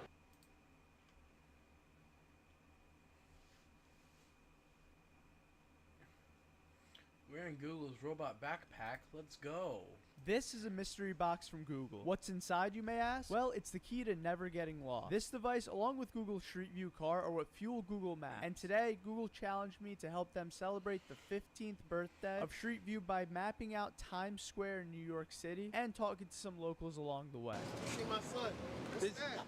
This is Artificial intelligence. yeah, this is some AI stuff. So anyways, back to the device on my back. You may already know the Street View Car, I which love allows those Google to systems, map honestly. all of the It's drivable fire. roads across the world. But the device on my back is how you map the places, well, you can't access by road. Like a volcano. Or like some parts of Times Square in New York. The device is about 44 pounds, which at first didn't feel like much on my back at all. But by the end of the day, I needed to lay down. And the device also has multiple cameras that all work with Google Maps to allow you to see all different types of places in the world. These same cameras have been in Mount Everest, rainforests in South America, and just all over the world. And why I'm telling you all of this is because Google Maps has literally saved me so many times in the past. I thought that was Johnny Depp. Just a few months ago, I was going to an event in California with a friend, and the address that they put on the website did not seem right at all to me. But my friend insisted and actually went ahead and called the Uber to go to this place. So I went on Google Maps and checked the actual street view of the place, and lo and behold, it was in the middle of nowhere. And there weren't even like roads nearby. It seemed like it was literally in the middle of the woods, so I didn't even know how Google Maps would have had that information until now. But the people of Times Square seem to be really entertained by this. I spent all my money on this. I can't. Thank you, buddy. Hello. With Google Maps. Even though Mickey Mouse was nice and friendly, we didn't really have the friendliest of people approach us. This man in particular started telling me about how he's gonna steal the race in New York City. But another time where Street View really came in handy was once I was in the back roads of a state here in the United States called Minnesota. And as someone who's lived on the East Coast his entire life, going to Minnesota, I'm just completely lost. I have zero clue about anything to do. And on this particular trip, I had to get my passport renewed, so I was completely alone. But Google Maps let me literally see Yo, the what up, entire country area around my girl? hotel and find places to eat, things to do, even lead me to the Mall of America, which was one of the most fun malls I've ever been to. And what's so cool is with things like Trekker and with yeah, things we like really the only Street have View one Car, person I get to chatting, actually well, see not what the two, place is going to but- look like before even going. It's just crazy to me to think about how these days, as long as we have a phone that has battery, we never have to worry about directions again. My parents tell me that they used to literally ask people for directions like every time that they got lost. And I couldn't imagine the pain of doing that. So I want to give a huge shout out to Google for challenging me to do this. And maybe if we get 50,000 likes, they'll let me map the inside of my Subway. Okay, no spamming. We're not doing that. I only have 1 cent. Oh no. Malad, has anyone it's ever a- came in you're with still only here. 1 cent? Honestly, I don't think I've ever had a Fair, a little customer bit, come into yeah. the Subway with just a penny. Well, maybe once. You'll understand what I mean by the end of the video. I think 99% of people walking into a food place know to have some form of payment on them, and the other 1% are, well, Ryan Trahan and his supporters. Something that commonly happens at the store is that a customer like will that get one. an item, and the total will come out to something like $6.99, and they'll hand me $7, and there's this awkward pause for 2 to 3 seconds where I'm just fumbling around in the register trying to scoop out a single penny, while the hungry person in front of me just just wants to eat their sandwich, and they'll just start aggressively pointing at the tip jar while I'm cluelessly still trying to dig out a penny. Sometimes customers will just walk away, and I'll be there like, Not a free too penny. Other many, times they'll very actually. politely say, sir, please keep the change. And I get to just throw that penny into my tip jar. Honestly, it makes my day. I think nothing compares to the time when a woman was short 1 penny, and I told her that it was completely okay and she had enough and she could just take her sandwich and go. But she insisted on going out to her car and getting the penny. So I stood there waiting for a minute for the penny while there were 2 After this customers video, we'll online check. just staring me down. And when she came back, she brought back 2 pennies, and she dropped the second one into the tip jar for me, and that made my day. It's kind of crazy how often you get tipped a penny. You would think we it's a have rare less than occurrence, but think 100. about it. The change that people never want to carry is unfortunately the penny, which is why the government also has talked a lot about getting rid of pennies, which is so sad to me. Please don't take away the penny. But by the way, did you know that it costs 2 cents to make a penny according to NPR? This has to be an issue, right guys? I guess that's how you know inflation is bad. But anyways, even though we've never had somebody come in with a penny before, at the old Subway we had a few occurrences where people would come in with 0 pennies or no money, and this is a tricky situation. Depending on the behavior of somebody coming in with no money, I like to supply a free meal and help where I can. But I know there are a lot of restaurant owners that never want to give away free food because they worry that the person is going to come back again and they're going to expect a free meal time and time again. In my experience, this never happens. It's usually a person who just is down on their luck, and you would never understand how far a free meal can go for them. So whenever I was working and somebody would come in and ask for a free meal, so long as they were polite and just a good person, I could just get that vibe. I would always give them a free 6-inch and sometimes cookies and chips. You know, you would never understand how far something like that can go. And I've talked about it in the past with these stories, but I think where I drew the line is I would never allow somebody to abuse my kindness. But as my mom always taught me, if you're in a position to help somebody, then do it. Because if you're not ever going to help someone else, why would anyone ever help you when you may need it? Thank you guys for watching this video. Also, about 79% of you guys aren't subscribed, so if that's you, please hit that. This is the very top for what we have, and we are right here. We have A few probably years about ago, I had a 20, customer walk into our 25, Subway 30 and she asked me people for a now. taco. Obviously, we didn't have tacos at Subway, so I had to tell her no. But I've thought about that moment so many times over the years, and it's exactly what's driving me to make this Yeah. video. Today, we're at Subway making tacos. I really want to emphasize that I'm not a chef and that every ingredient in the tacos are from Subway except for the shell. In the past, Subway's had wraps, me. but I compare that more to a burrito than a taco. Anyways, I've always thought it would be an interesting idea for fast food brands to collaborate. I'm not sure whether or not it would be possible, but could you imagine Subway pairing up with another major food brand and dropping a collab item like a Subway taco or even a pizza or a burger? It might be a far out wish, but hey, maybe one day. Anyways, the ingredients for our Subway taco are as follows. We use a hard taco shell as our base and add lettuce, Yeah, we're not tomato, doing this onion, anymore. If steak, y'all and keep chipotle making more sauce. of We made that, 4 I'm tacos just so that not my gonna have coworkers could that. try them, and I feel like that's got to be a pretty fun thing for my coworkers to experience. Imagine just trying to work your shift at Subway and a guy's running around with a camera strapped to his chest making tacos. That would be a pretty interesting day on the job, but at least they get to try all these weird creations we make for the videos, right? I think one of my coworkers actually said one of his favorites was an ice cream sandwich, so maybe I have to try that in a separate video. Let me know if you guys would want to see that. Anyways, I had my tacos with my coworker Henry, and my mom tried one, and we all agreed that they were pretty good, but looking back, I think a soft shell taco probably would have been a better decision. Now it's time for my plan all Yeah, it along. needs to do Subway, that. if I you're need to watching make this, that into a add thing. tacos to the menu. The people need Subway tacos. Define crimes, yes. I made everything at Subway. Today, I'm going to be making every single item from the brand new Subway series menu. This menu Mission, features we already items have numbered defined 1 through traffic lights. 12, We need and to every find single taxes sandwich and is define handcrafted by crimes. the Subway culinary team, and they took a very long time selecting the ingredients to make every single one of these sandwiches an amazing one. So we're going to start with the number 1. It's called the Philly, and the Philly is just a classic cheesesteak with double provolone cheese, and it gets green peppers, red onions, and mayo. Now, one thing I like about Subway series that has never happened before is that you can now walk into a Subway and basically say, let me get a number 1, and there's nothing else you need to say. The sandwich artist can literally just make you the sandwich on the spot exactly how it comes. And I've gotten the question a lot of whether or not I can actually customize a sandwich going into Subway. People love to get their own custom build, so of course you can. I don't think Subway will ever take that ability away from you, but don't quote me on that. Next, we're going to be making the number 2. It's called the Outlaw. And once again, it's a steak sandwich, but this time it gets double pepper jack cheese. And once again, it gets green peppers and red onions. And this time, this sandwich gets Baja Chipotle sauce. Moving on to the number 3, this is called the Monster. Once again, Please? another No, steak we don't sandwich, do but this that. time it gets crispy crispy bacon on it, along with double cheddar cheese, green peppers, red onions, and it gets served with peppercorn ranch sauce. Now, out of the whole Subway series menu, this one to me makes the most sense because I get called a weirdo for liking ranch on my steak sandwiches, but I think it's the perfect combination, and I'm glad whoever made this Subway series menu thinks so too. Next, we're moving on to the number 4, aka the Supreme Meats. Now, this is definitely by far my favorite sandwich on the Subway series menu. It comes with Black Forest ham, Genoa salami, pepperoni, and this new capicola, along with provolone cheese, lettuce, tomatoes, red onions, banana peppers, and it gets topped off with this MVP Parmesan vinaigrette sauce. Now, ever since Subway took away the Subway vinaigrette sauce, I've been a little sad, but them bringing it back literally made my year, so thank you, Subway. Next, we're moving on to the number 5, aka the Bella Mozza. Now, on the Bella Mozza is Black Forest ham, this new capicola, fresh mozzarella, and it's topped with spinach, tomatoes, red onions, banana peppers, and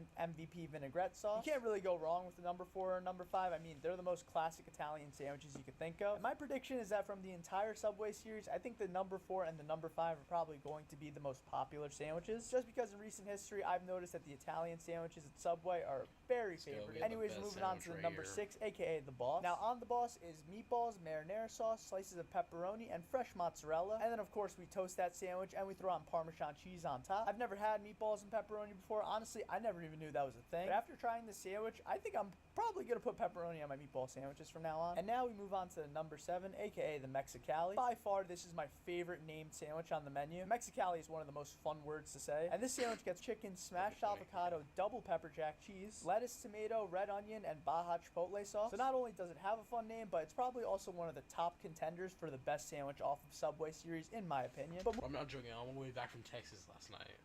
I'm over here seeing a sign that says, hitchhikers might be escaped inmates. We look to our left and there just happens to be a prison right next to us. So,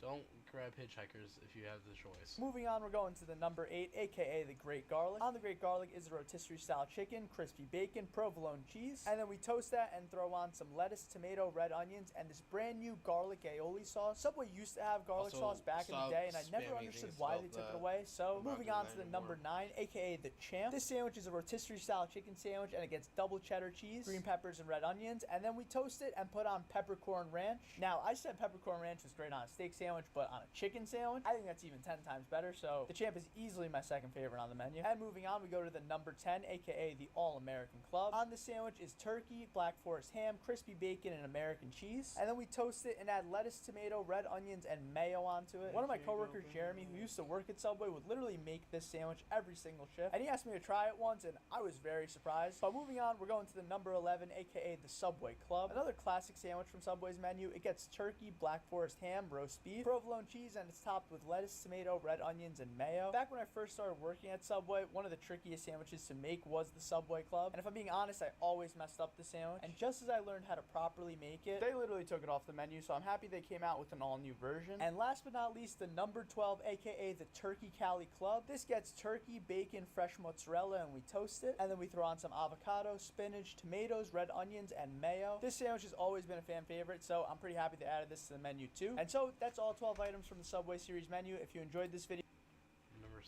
Number 6 is always gonna be the best, and you can't change my mind.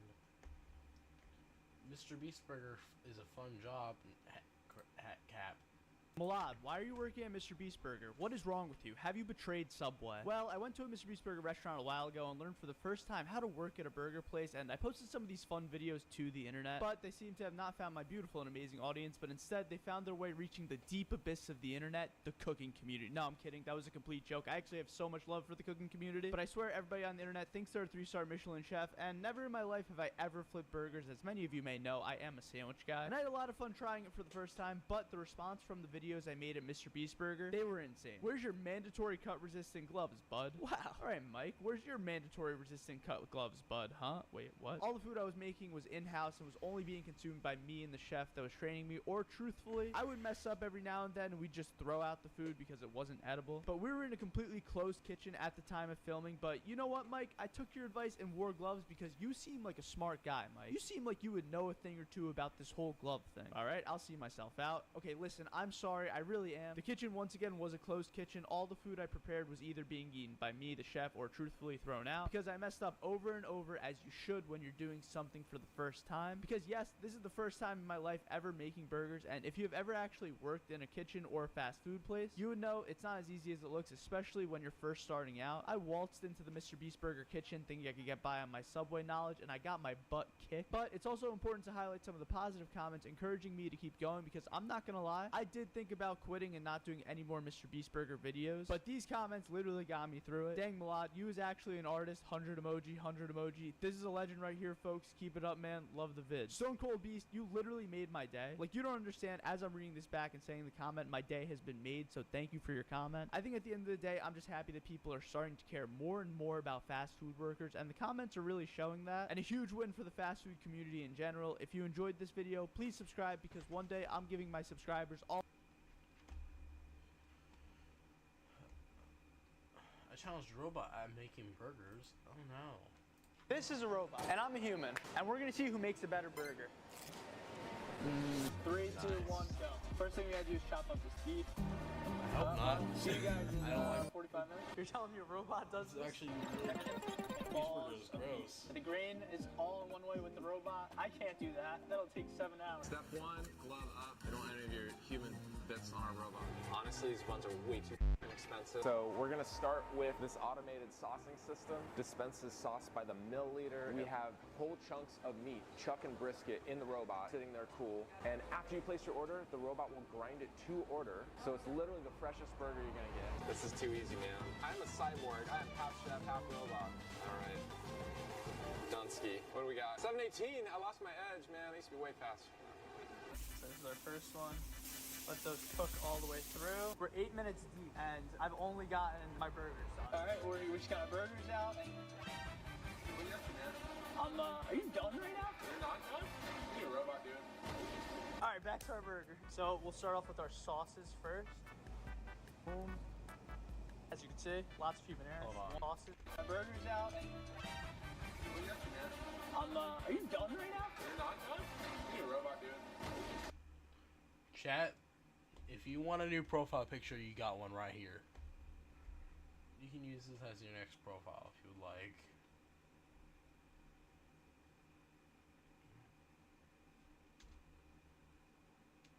That's crazy. All right, back to our burger. So we'll start off with our sauces first. Boom. As you can see, lots of human errors. 1, 2, and now we start getting to the fun part. These burgers are so small. It's not about the size. The size. I won't do it. I did it for you guys.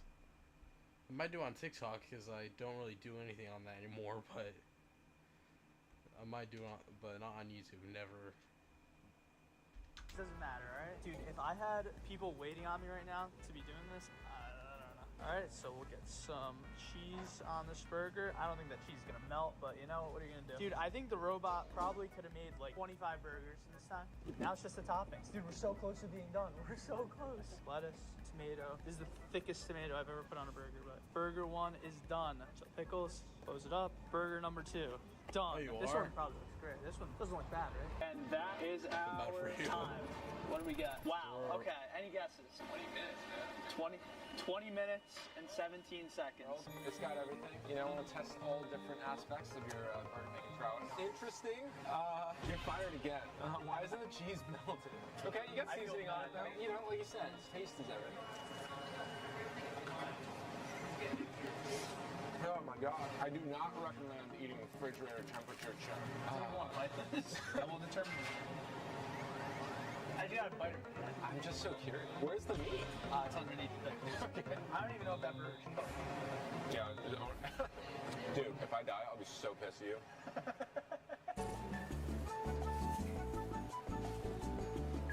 Alright, so this is our like kind of in and out style. California classic, Thousand Island classic.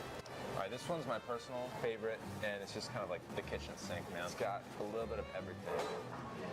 This one's just like ridiculous. It's called a gastronaut. It's a just like a creamy, like fatty. No, can't complain. All right, last one for today. Barbecue burger, smoked Gouda. Wow, look at this burger. This looks insane. excited. I'm so hungry.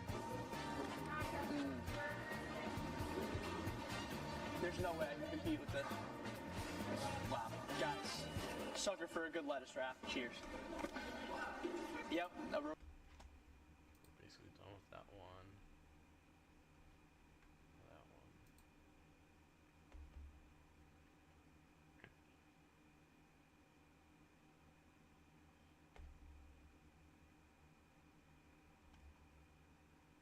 I worked at Beast Burger for a day. Oh, chat, wait. Oh, crap. I forgot to say that this isn't the finale. It's the finale for these short videos. These shorter videos. We have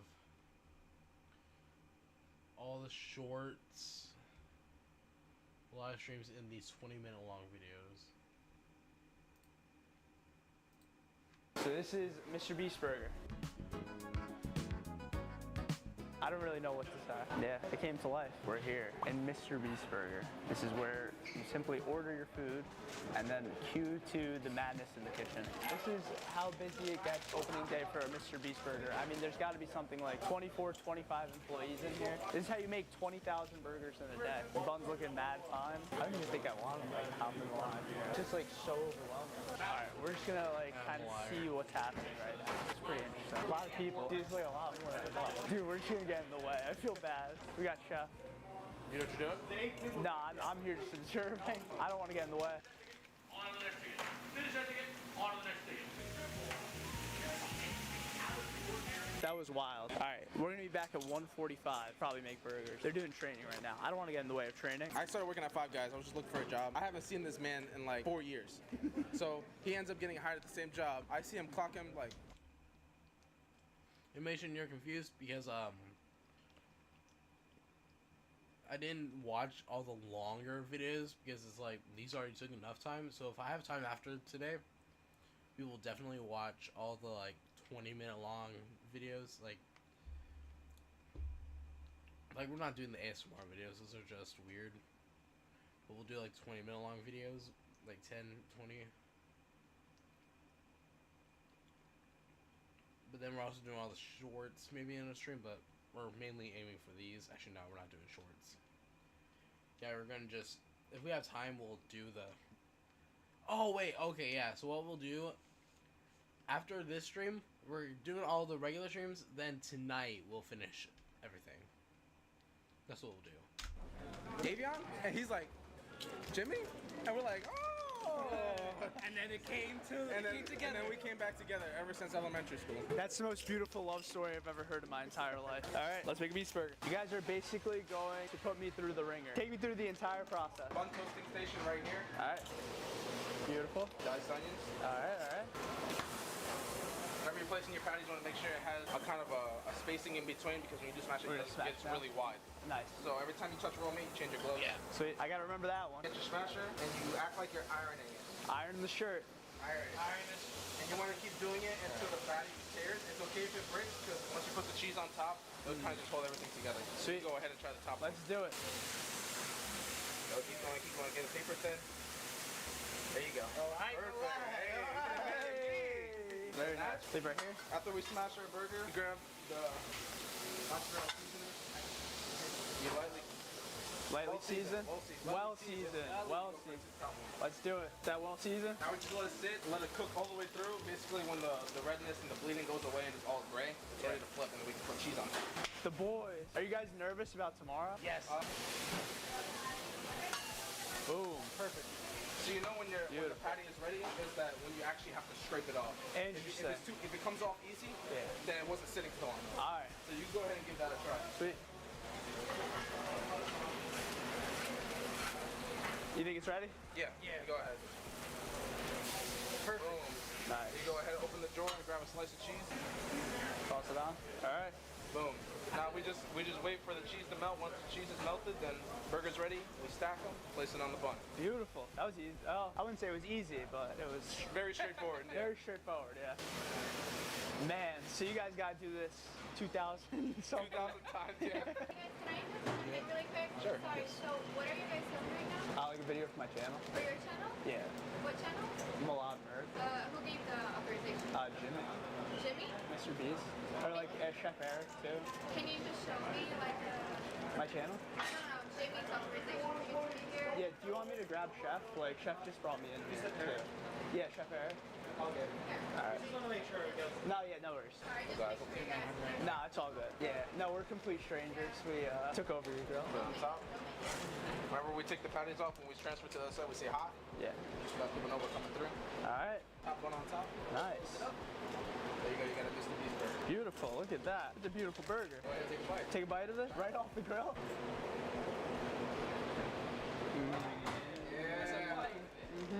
How is it? Beautiful. Great burger. 10 out of 10 burger. Jimmy and Davion know how to make a great burger. You think I should try making one on my own? You want to go for it? Alright, I'll try it out. Alright, now it's my turn to try making a burger. So step one, gloves, right? And then Always have to have gloves. always have to have gloves. These are it. These are it. Oh, these are them? Alright.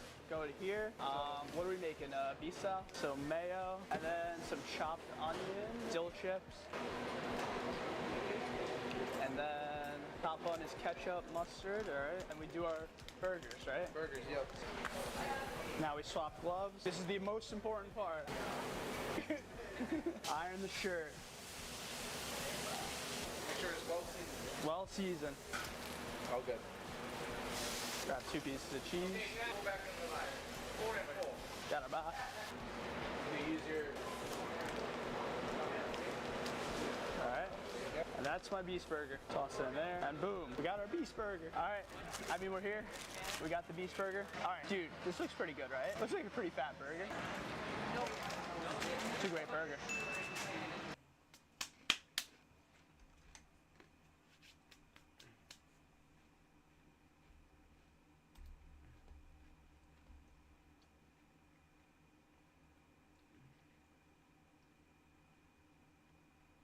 Alright. Let's get this one right now. I got you next time, Cap.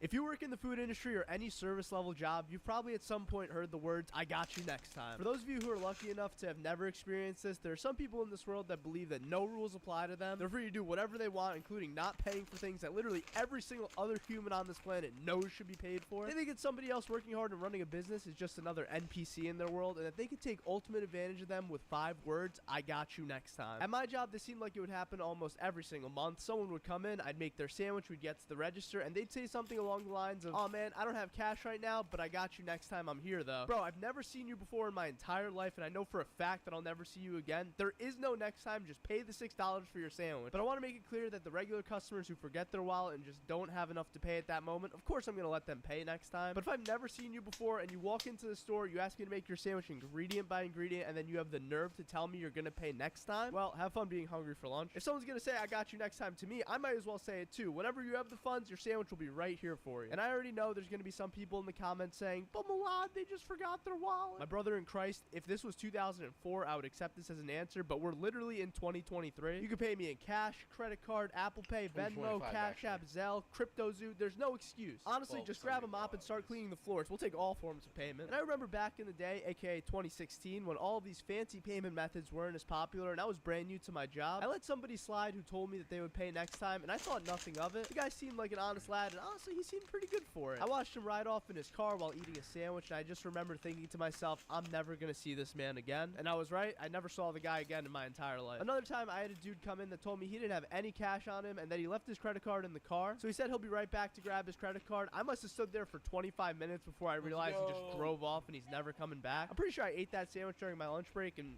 I remember it being pretty good. But that couldn't even come close to one of the first times I actually let somebody take the sandwich and pay next time. When they came back to the store a few days later, they literally just told me that it wasn't them. It was the same exact dude, and he was just telling me straight to my face that he didn't get a sandwich. I think it must have been his evil twin or something. I don't know to this day. But nothing will top the guy that told me that he forgot his wallet at home, and he said his home was about 20 minutes away. I must have told him 5 times that it was okay and that he could just come in and pay next time, but this absolute Chad insisted on making things right and paying right now. So the dude drove home, grabbed his wallet, and came back and paid me. I don't think I'll ever forget this, and honestly, I don't understand why he did it, but once again, absolute Chad. Okay, in all seriousness, if you can't pay and you make it really clear that you're going to come back and pay later, of course we're going to give you the food and trust you. But if you're one of the ones who say you'll come back and pay later and basically steal whatever the store is giving to you, you're literally taking food from the mouths of the business owner and their families. So don't steal, don't be mean, and don't do drugs, kids.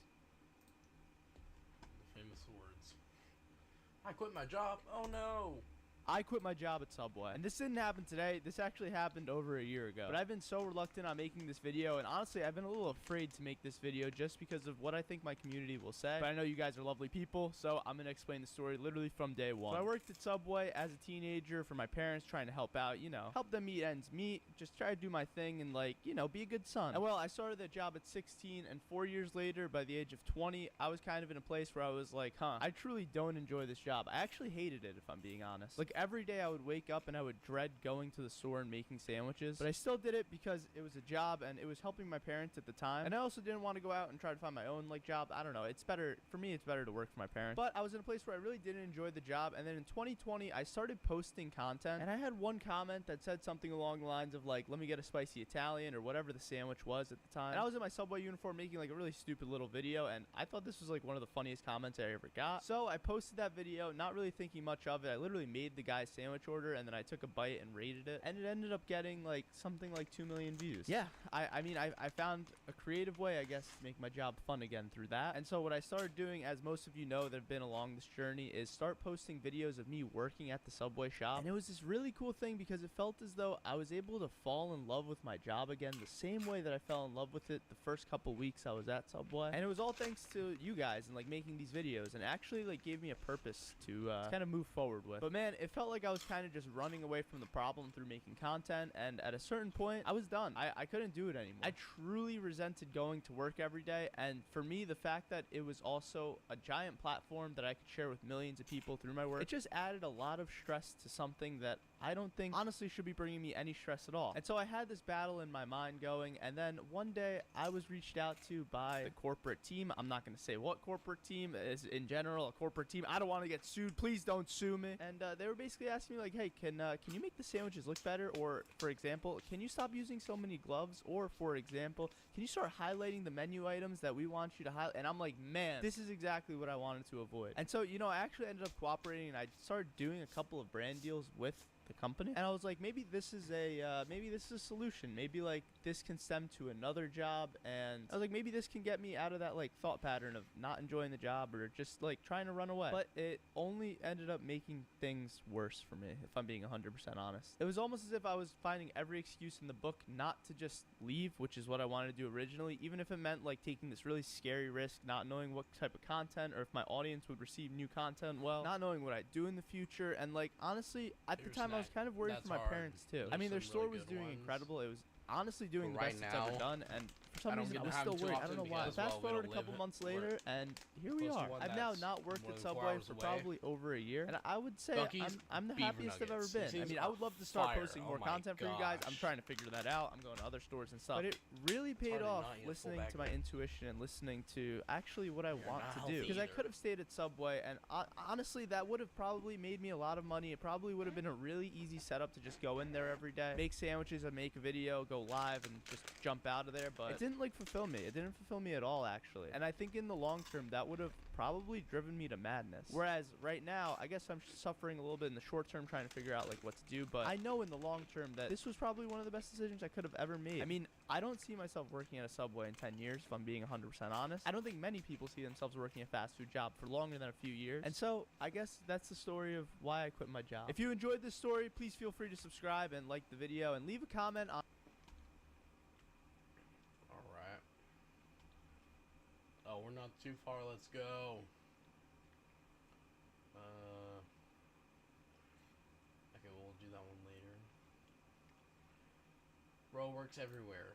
Yes, he does. Malad, could you show us your resume? It feels like you work everywhere. Ever since I quit my job, I've been on a mission to work as many different jobs as possible. So I want to show you guys all the different jobs that I've gotten a chance to experience so far. Job number one, of course, we start off at Subway. This is where it all started, and this was the first job I've ever had. Honestly, this job gave me so much, and if it weren't for this job, I would probably never have started making videos. Job number two, a burrito shop named Bubba-Coo's Burritos. I'm not even kidding. The only reason I got this job was because my brother walked in, got a burrito, and apparently the staff knew my videos. Extremely friendly friendly people and a friendly environment. I still can't wrap a burrito to save my life though. Job number 3, McDonald's. Now this job was a childhood classic. It's something I've always wanted to experience, but I definitely gained like 5 pounds while working this job. Job number 4, Mr. Beast Burger. Rest in peace, that's all I have to say. Job number 5, Irv's Burgers. Now this shop has an insane story, and the owner is one of the nicest people I've ever met. A bunch of celebrities like The Rock, Dana White, and Addison Rae have said that this is their favorite burger shop, and honestly, it was an honor working here. Job number 6, a bakery named Funny Face Bakery. I basically got to make a cookie with my face on it, and this cookie still gives me nightmares to this day, but they were amazing people, and they had an amazing story. Job number 7, Butterfield Market. I didn't know this, but this place is actually a pretty famous market in New York City, and they also gave me some Japanese strawberries for free, which was awesome. Job number 8, Jonah's Kebab. It was a pretty wholesome experience because the restaurant was family owned, and I think this restaurant really proves the power of social media in a pretty cool way. Job number 9, Esco's Pizza. The dude who owned the shop was one of the most humble and wholesome people I've ever met in my life, and he also has one of the craziest stories I've ever heard of how he started this business. Job number 10, Prince Street Pizza. Now, the person training me at this job was one of the most Italian men I've ever met in my entire life, but they let me make like 6 pizzas, which we ended up giving out to the homeless, so it was a wholesome experience. Job number 11, Angeloni's. This was the first time I ever made a pizza from scratch, and they were one of the first restaurants that trusted me enough to come in and make videos. For that, I'll forever be grateful. Job number 12,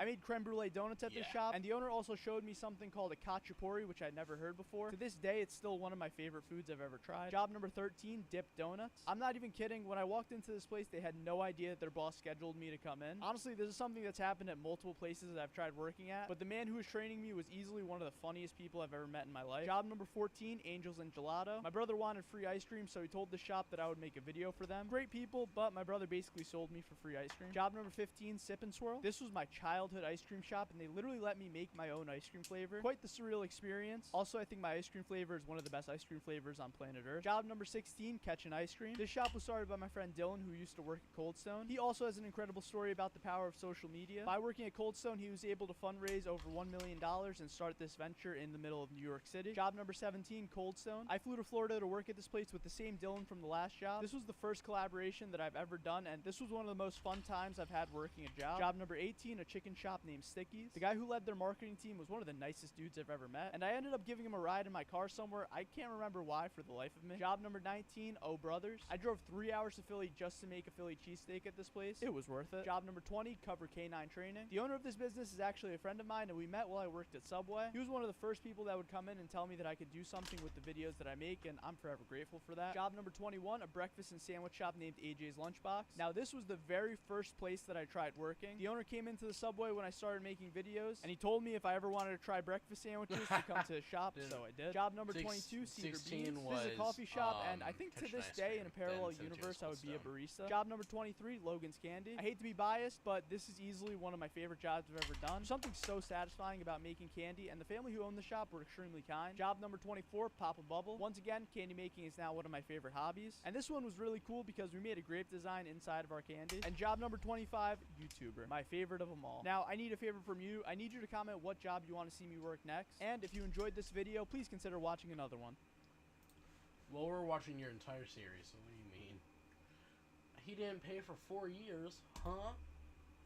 One time when I was working at my parents' Subway, I had a customer that came in and basically ordered one of the most loaded sandwiches I've ever made in my life. We're talking double meat, bacon, guac, the whole 9 yards, but when it came time to ring him up, the man forgot his wallet. Now, this is a lot more of a common thing than you would think, and I'll admit, I've gone to a few places before where I've forgotten to bring my wallet too. In 2023, this shouldn't be a problem because of Apple Pay, and like, you could honestly just Venmo me or something, but back then, I could completely understand, so I understood the man's perspective, and I already had a line brewing, so I just told him to come back later and we would get it straightened out. And well, apparently later never came. I asked my coworkers the next day if he had come back, then the day after that, and then a week later, and I quickly realized this man is never coming back to pay for a sandwich. I have been bamboozled. Now, I understand that life gets in the way and that sometimes we forget about our owed debts, but for a sandwich? You couldn't pay for a sandwich? Or maybe I should just give him the benefit of the doubt and understand that he forgot. Well, a few years passed, and obviously I forgot about the entire thing. I mean, who holds a grudge over a sandwich for years? That's like a different level of hater. But one afternoon, 4 years later, a man walked walked into the restaurant and I could have sworn that I knew him from somewhere. This is literally 4 years later, okay? And while I'm helping the customers in line in front of him, I couldn't help but think, where on earth do I know this man from? I must have looked up at the man from the customer I was helping like 20 times, but for the life of me, I just could not figure out where I had seen this guy before. Was he famous? Was he an old friend or an old teacher? Maybe he was just another random customer and I was mistaken. Anyways, I helped the customers in front of this mysterious man, and it's finally his turn to order. And as the words came out of his mouth for his turkey and cheese with extra meat, bacon, and guac, it was as if a feeling of PTSD strung all throughout my body. I knew it was this dude, and not only did I know it was this dude, but this dude owed me money. I still remember to this day the $11.48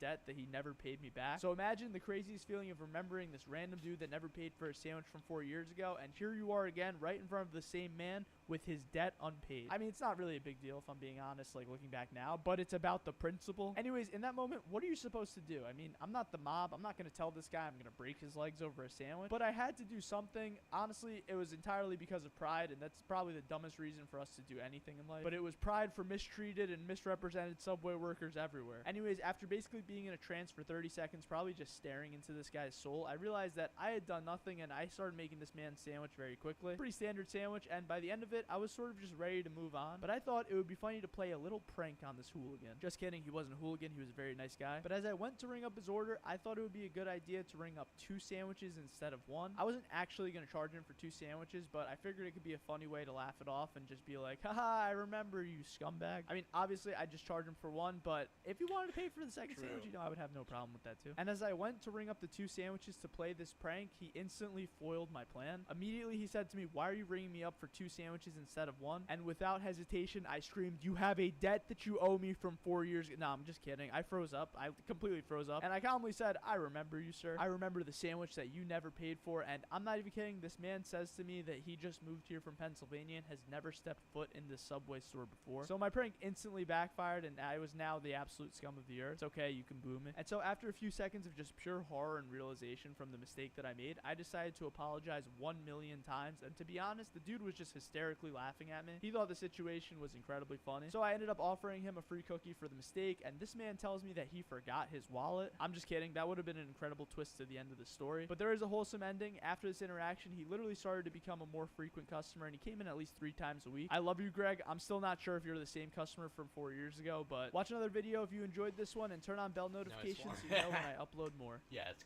crazy what all this man does.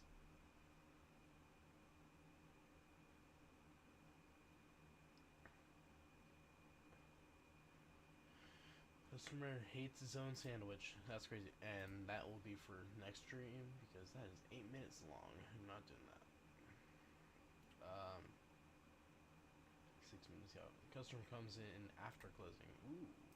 Malad, what's the craziest customer interaction you've ever had? Now, when I used to work at my parents' Subway, I was no stranger to having some pretty interesting customers come in from time to time. If you've watched me for a long time, you know that sometimes people that are ordering food are just completely unhinged. Not like all the time, or not even a majority of the time. But the thing is, when somebody does, you know, put on an unhinged episode, it's one that sticks out in your mind. Now, this story, I wouldn't say it's unhinged. I'm not doing all the just say long it was a ones little when I have to peculiar, get to through say all the these. least. So one night while I was working at the store, I had customers coming in literally like customer after customer swamping me. It felt like one of those non-stop days where literally every 5 seconds a customer would come in and I'd have a line the entire time. And to make things even worse, the person that was supposed to work on shift with me, he didn't show up to work that day. I think he was sick or something, but that just left me all alone with all of these customers. And at my job at Subway, it wasn't just making sandwiches. Like, there was a lot of other responsibilities there too. Some examples of the responsibilities are like filling vegetables, filling up the chips, filling up the sodas, you know, a little bit of everything. Now, it was getting to the end of the shift and I was still by myself, and I was able to have like a sigh of relief. I finally didn't have any customers coming in, and all of a sudden I hear that door jingle. It was like 9:25 and the store closes at 9:30, so I was like, you know what, let's just take care of this customer. She seems like a nice lady, so I take care of her, and she, you know, she gives me a tip, which is like, wow, you don't have to do that. To this day, I still don't understand like tipping. You know, I could do a whole separate video on that, but I think tipping culture is just like, it's something else. Like, I'm there to make your sandwich and you're paying for the sandwich. I don't think you have to like break out more bills just to give to me. I appreciate appreciate it. Don't get me wrong. Like, I'll always appreciate it. But yeah, that's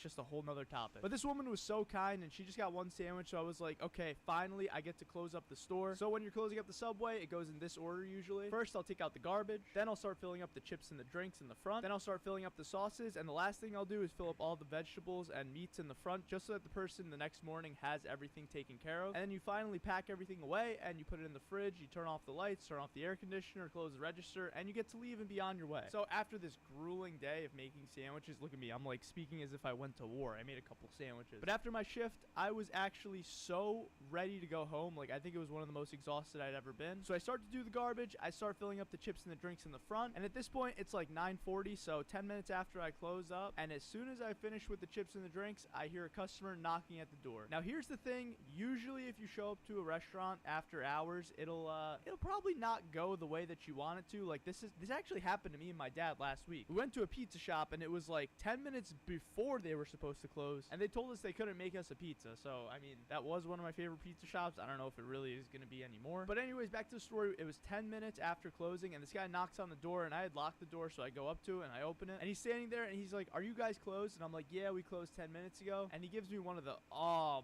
man, what am I going to do?" Like, it felt like I just told him the worst news imaginable. So I genuinely felt bad for the guy. I was like, man, he seems like he really wants this sandwich, and all of my stuff is already out. Like, I haven't really started packing up yet. So I said, you know what? One last customer, it's not gonna hurt. I let the man in. He's so thankful. He's like, dude, thank you. Like, thank you from the bottom of my heart. You would think I just gave him, like, the greatest news on earth, but I'm just gonna make him a sandwich. But anyways, he comes up to the line. I get back there, start putting on my gloves, and I say, what can I get for you, sir? The next words that came out of his mouth were the most horrifying words I think that could have been imaginable in that moment. He said, I'm gonna get 7 sandwiches. Now, I already know internally I was just screaming at the top of my lungs, and on the outside I was probably just trying to keep it cool and not saying a word. But I must have froze for like 15 seconds, just like contemplating my entire life in my mind. 7 sandwiches, huh? That's a lot of sandwiches. Now, if you've ever worked in the food industry, you've probably experienced something pretty similar to this. You're unwinding for the day, and the customer comes in last minute and tells you, I'm gonna get like maybe 15 burgers or something along the lines of that. I mean, 15 burgers even sounds worse than 7 sandwiches, I'm not gonna lie to you. But it's a pretty common occurrence, apparently. So much so that I made a video about this very concept on my YouTube shorts, and everybody thought that I stole this story from The Odd Ones Out. Unbelievable. The Odd Ones Out is another YouTuber that used to work at Subway as well. No, I didn't steal the story from anybody. This is literally something that happened like once a week at my Subway. Maybe not after we closed, but people come in and order like 7 sandwiches at once all the time. But anyways, back to this kind gentleman that was ready to order the entire menu off of me. I look down, look back up, look back down, and in that moment, I'm like, should I just tell this guy I can't do it? But no, I didn't. I decided, you know what? I let this man into the restaurant. I'm making his 7 sandwiches. So instead of going one by one, I just pull out all 7 loaves of bread, and I'm like, man, I gotta give you all Italian because I literally have no other bread left. And sometimes there's this glistening hope that all 7 sandwiches are gonna be the same. Now, if you do that, that makes my job very easy. We just make one, and I just repeat it for the next 6 sandwiches. But nope, every single sandwich was different. Every single one of them. Like, not one of those 7 sandwiches was identical to the other. But it's okay. I'm not gonna complain. I'm just trying to get through the sandwiches, and so I make them one by one with this guy, and it must have been like 9:55 at this point, and I finally finished all of the sandwiches, and he goes to me, okay, now I'm gonna need 4 more. Oh man, in that moment, I was like, I think I was about to cry. But this guy just goes, nah, I'm kidding with you. I don't actually need them. And I ring him up for the sandwiches, and he leaves me a fat tip. You know, going back to the conversation before, I don't understand tipping culture. Even like in that moment, I don't think he should have tipped me because he probably paid something like $45, $50 for all the sandwiches. Honestly, probably more. Like, inflation's so bad, guys. It's such a weird time for us millennials. Well, I guess I'm Gen Z. I don't know what I am. But he insisted on letting me keep the big tip that he gave me, and then he was on his way with his 7 sandwiches. I was about a half hour late to where I had to be afterwards, but for some reason, it felt good. I don't know what he was gonna go do with the sandwiches. My guess was that he was gonna either go feed his family, or who knows, maybe he was meal prepping for the week, or this was secretly Matt Stoney that was just coming in my sandwich shop and getting a ton of sandwiches for a video or something. I don't know, maybe it's a competitive eater, who knows. But at least he was nice and he wasn't a Karen, and I never saw the man again in my entire life. So if you're the one that ordered all those sandwiches, I hope they were good. I hope I didn't rush through them. And if you enjoyed this video, please watch another one and subscribe and comment your craziest story for me to read. I love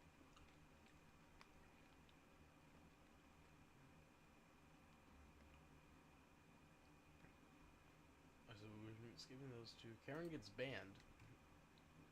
That's That's If you've the ever worst been thing. banned from a store, you have to be doing something really wrong. But if you've ever been banned from a Subway, you got to be doing something atrociously wrong. Now, in my time working at my parents' Subway, we've only had a handful of people that were ever banned, which, saying it out loud right now, that's absolutely insane that these people have ever gotten banned from a Subway. Who knows what other establishments have banned them for crazy reasons, but these 3 people in particular, well, I think they had it coming. So the first person that I ever had I was about to say the pleasure of banning. That sounds awful. It's not a pleasure to ban somebody. We're gonna call him Todd, and Todd was a guy that came in with his wife, and they were just getting a couple of sandwiches. Now, Todd's demeanor while he was ordering the sandwiches was pretty aggressive, I gotta say. It wasn't like he was yelling at me or anything, but like when I would ask him, what did you want on this again? He would almost be like offended that I asked him what he wanted on his sandwich. I mean, listen, man, I'm just trying to make your sandwich and get you some food. I don't want no trouble here. But when it got time to ring up Todd at the end for him and his wife's sandwich, he asked me if I could go grab him some forks and knives, and we keep them in the back. So as I'm walking towards the back, apparently he like stuck his hand into my tip jar and just took all of that money away. And the craziest thing that I think Todd did was he literally ate it there. They ate their sandwich at the table, literally right in front of me, and I walk back and I see that my tip jar is empty, and he's handing me the money. You know, it took me a couple of minutes to process what happened, but I didn't want to just randomly accuse this guy. I mean, who knows if he took the tips or if it was a customer before. I wasn't about to accuse a random guy, but he paid for his sandwiches, and then I went to the back and I'm like, I'm gonna figure out what happened to my tips because I know there was money in there. Granted, it might have only been like $6 or $7, but I didn't want no thief in the store. So I went back to the clips and I literally saw Todd just grab the money out of my tip jar and hand it to me as if that was the money he was using to pay. My mouth literally dropped in that moment, and I went to the front and I said, excuse me, sir, is there something that you want to tell me? I'm not even kidding. He like looks at me and just goes back to eating his sandwich, and I'm like, sir, you stole my tips. Like, you took money out of my tip jar. He's like, no, I didn't. So I walk back to the back. I record the camera that shows him clearly taking the money out. I walk back to the front and I show him the footage, and he's just not saying a word. And I said, listen, I'm gonna let you guys finish your meal. I don't know if you have to steal the money because you're on hard times or whatever, but you could just ask me for the meal. I'm not even kidding. This is exactly what I said to them. But I said, I'm gonna need both of your IDs so that I know that you're never gonna come back to the store. Honestly, I don't know why I asked for the IDs. It was such a stupid thing. Like, what am I gonna do with these people's IDs? I'm not the cop, but I tell them they can never come back. I told his wife, you can come back. I mean, you did nothing wrong, but he can't come back. And ever since then, I never saw Todd or his wife ever again. And the next story is pretty similar, but this woman was on one. So it was the middle of my shift on some afternoon. I was at the old Subway, and a lady walked in, and all she wanted was some cookies. I call this the great cookie scam. The lady walks in, huge attitude, like gigantic attitude, and she's like, let me get 3 cookies. Like, right now, I gotta go. You gotta do this right now, trying to rush me. I'm like, whoa, what is the rush here? But anyways, I got her cookies, and I said that's gonna be $3 or however much it was for the 3 cookies. And she hands me a $20 bill. I have people online. I hand her back her change. I go to the next customer, and I'm not even kidding. She just like throws an absolute fit. You didn't give me the right change back. You only gave me $7. You still owe me $10 more. And I'm like, Jesus Christ. Okay, I guess I gotta just give her money back before she like literally goes over to this counter and starts trying to beat me. But I'm like, let me go check the camera. Like, I have to go check the camera, but then there's like 2 other customers online. And I'm like, you know what? I don't have time for this. Maybe I made the mistake. So I give her the $10.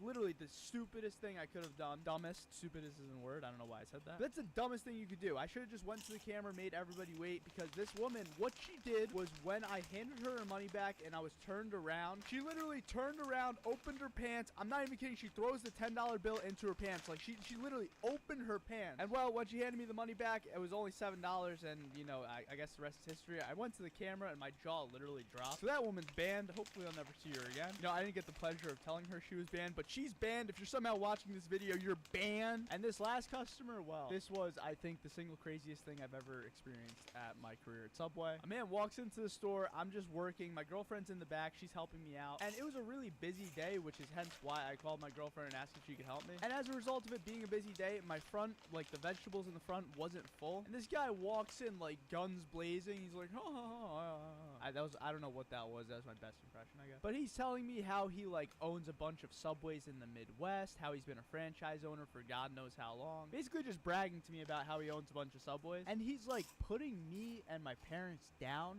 the Subway that we own. Like, I'm working at the Subway that my parents own, obviously, but he's saying this place is so like bad. You guys aren't filling up your vegetables. He's just like putting us down. And then we get to the part where the vegetables happen, and like the dude literally just like freaks out at me. He's like, this is the worst customer experience I've ever had in my entire life. If you were at one of my Subway locations, I would fire you in an instant. Just saying like the most awful, wretched things to me. And I'm like, dude, like, you gotta relax. Take a deep breath. It's okay. But he's just going off and at some point I say, you know what? You're not getting a sandwich today. I need you to leave the store. And oh, he goes ballistic at this point. My girlfriend literally recorded this entire interaction.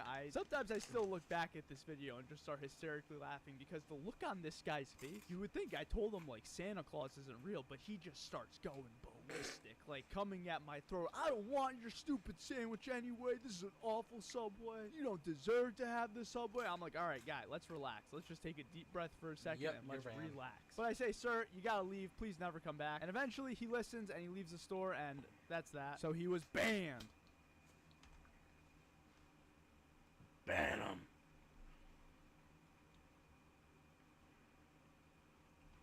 She sold 1 penny. Oh no. Have you ever been short a penny at checkout? I mean, most people will just let you go, and I would consider myself one of those people that would just let someone go if they were short a penny. I mean, it's literally 1 cent. I've told a story in the past before where I went to a Dunkin' Donuts and they didn't let me go when I was a penny short, and I basically had to like leave and come back with a penny. But one afternoon when I was working at the Subway store, I guess a woman that came in didn't think that I would spot her a penny. So she came to the store and she ordered a sandwich, and she seemed like she was in a pretty big rush. I get through making the sandwich and we get to the checkout, and she must have had something like a $11.47 order. I don't know, it's not that exact, but it was something where it was an amount of change where she needed 1 more cent. And so when we get to checkout, she wanted to pay exact change, and I couldn't blame her. I mean, she probably didn't want to split up any bills. And so she opens her purse, and clearly she has a ton of money in there. I mean, I'm not looking at the money.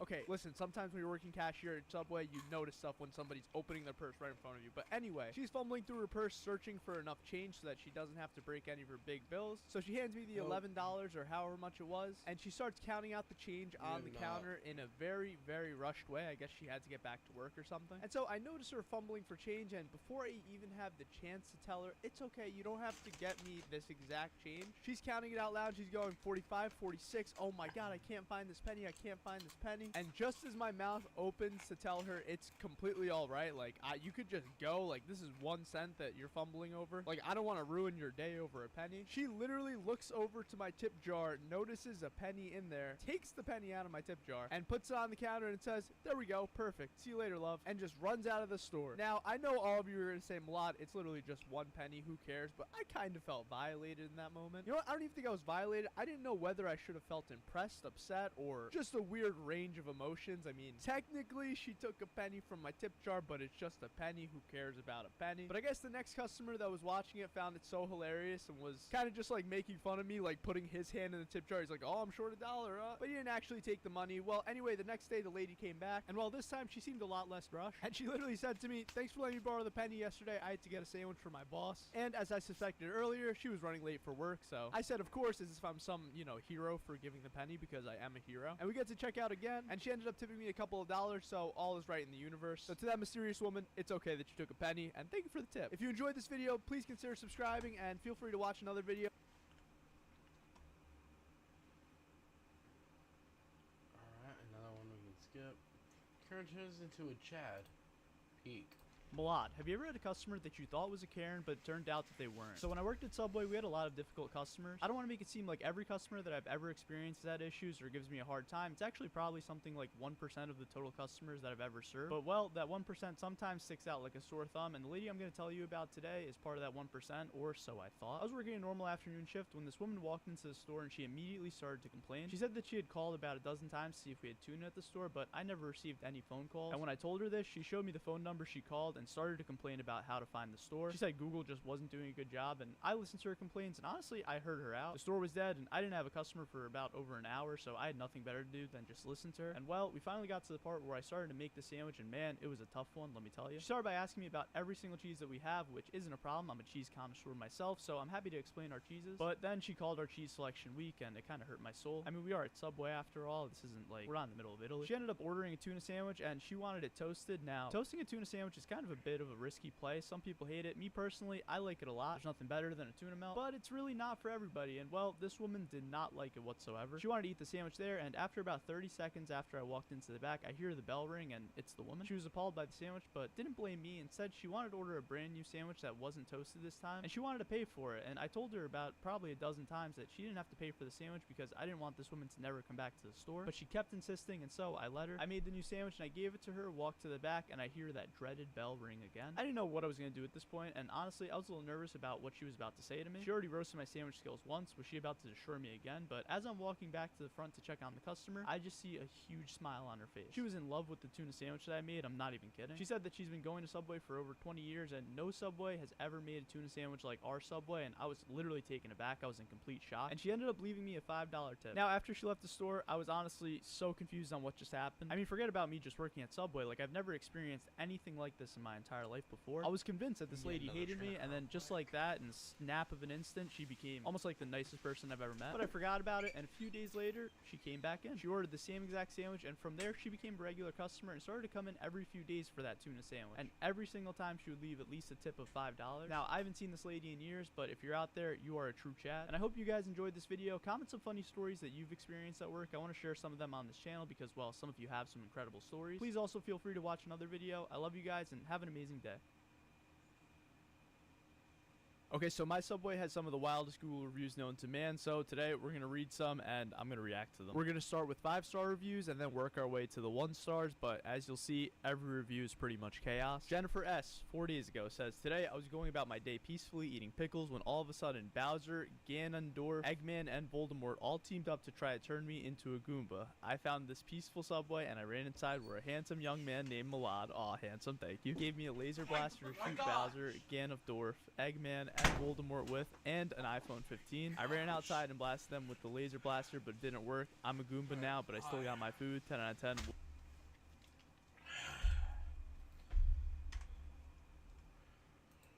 Malad.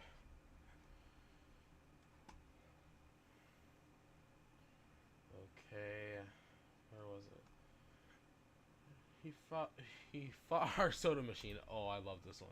Malad, I need a fresh, unhinged Subway story. You've heard of a man yelling, you've heard of soda machines before, but have you ever heard of a man yelling at a soda machine? The other night, my coworker Bryant, shout out to Bryant, you're a legend, was working the night shift at the store, and he really wanted me to tell you guys this story. About 30 minutes before he was going to close the store, he had a customer walk in and order himself a sandwich, chips, and a drink. Nothing out of the ordinary, everything seemed pretty normal. The guy ordered a sandwich and wanted to eat it there, and that was that, or so we thought. Bryant said the guy didn't look like he would be the type to do something crazy, but after this interaction, he realized, well, don't judge a book by its cover because, well, you never know if somebody's gonna do something crazy or not, I guess. Anyways, he gets served his sandwich, and my coworker went to the back to finish everything up that he needed to do before the store was gonna close. And about 15 minutes before closing time, Bryant just hears the loudest, most unhinged scream of his entire life. Obviously, he thinks something is wrong, and to give you guys the layout of the store, our soda machine is basically right next to the door to the back. So to him, it must have sounded like someone was about to rush into the back and steal all the pickles or something. But anyways, my coworker quickly runs up to the front to make sure that everything's okay and that nobody's hurt or nothing bad happened. And he just sees this man staring at the soda machine, literally screaming at it at the top of his lungs. Now, I'm no soda machine expert, but I don't think that's how you use the machine. My coworker is pretty much confused out of his mind and tells me that he's never seen or experienced anything like this before in his entire life. So he basically just says to the guy, can you please stop screaming? He didn't really know what else to do, and it was almost as if something clicked in the guy's mind and he was like, oh, I'm sorry. And he went back to his table to sit and relax before the store closed. My coworker walked to the back again, and not even 30 seconds later, he hears the most obscene and vile things being screamed once again. Just like absolute horrors to humanity, curses, you name it. And so Bryant walks to the front again, and there's the same man screaming at the same soda machine. Now, I don't know what this man's beef with the soda machine was. I'm assuming he might have just been drunk or something like that, but Bryant had to be careful now. When you have a person just screaming at the top of his lungs in your store, you just never know what's going to happen. And obviously, we don't want the guy to hurt Bryant, and one wrong move could literally have the guy hurt Bryant, and we don't want that. So when he told me this story after the fact, I suggested to him that if this ever happens again, he should immediately call the police, especially if he's about to close the store and he needs this guy to leave. But in this case, Bryant wasn't going to let the soda machine win the beef, and he told the man one more time that he cannot be screaming in the store. I would say this. I would encourage the fight. I would want the man to win. And if he did it one more time, that he's gonna have to ask him to leave. And the man understood, started to apologize, and I really wonder what that apology looked like. Bryant didn't tell me this part, but I really wonder what the man's logic was to start yelling at the soda machine. Maybe it was like speaking to him, or maybe he just had his own like inner frustrations coming out. I don't know. But my coworker gave him one last chance, being the great guy that he is, and the store was gonna close very soon anyway. And well, guess what happened? It stopped. They settled the beef. The soda machine and the man actually started to hug it out. No, I'm just kidding. Not even 10 seconds after my coworker walks to the back, he hears once again the most unhinged screaming and the world. And I would assume all bets were off at this point, and the man was literally about to start a UFC fight with our soda machine. But before he could do that, my coworker had enough. He finally said to the man, "You have to leave the store," and the guy was actually really mad at him for saying this, but Bryant at this point had to threaten to call the police if he wasn't going to leave. And well, that seems to have finally done it. The man begrudgingly leaves the store, letting out one more FU to the soda machine, and he told Bryant that he's never going to come back to the store in his life, to which Bryant told me that makes him pretty happy because he doesn't want this dude to come back with his friends to get revenge on our soda machine. In all seriousness, I hope the guy that was yelling gets some serious help, and if you're ever in this situation, especially by yourself, I cannot stress enough that you can call the police or call for help if you can't handle it. Bryant's pretty good at people de-escalating situations, but I still think that the second that he felt uncomfortable, he should have just called the cops. And thankfully, the man left without too much of a struggle after we asked him to leave, but every situation might not be that way. Anyways, I blame the soda machine, so if this video gets 50,000 likes, I'll get revenge for the man and demolish our soda machine in his honor. Also, please subscribe. We're going to start a country at 10 million subscribers. You could be... Okay.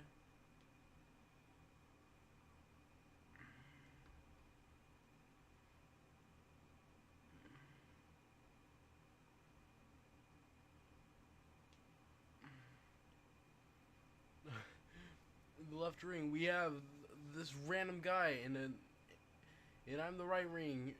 Right. We have a soda machine. Yeah, it's crazy. I don't like autocorrect.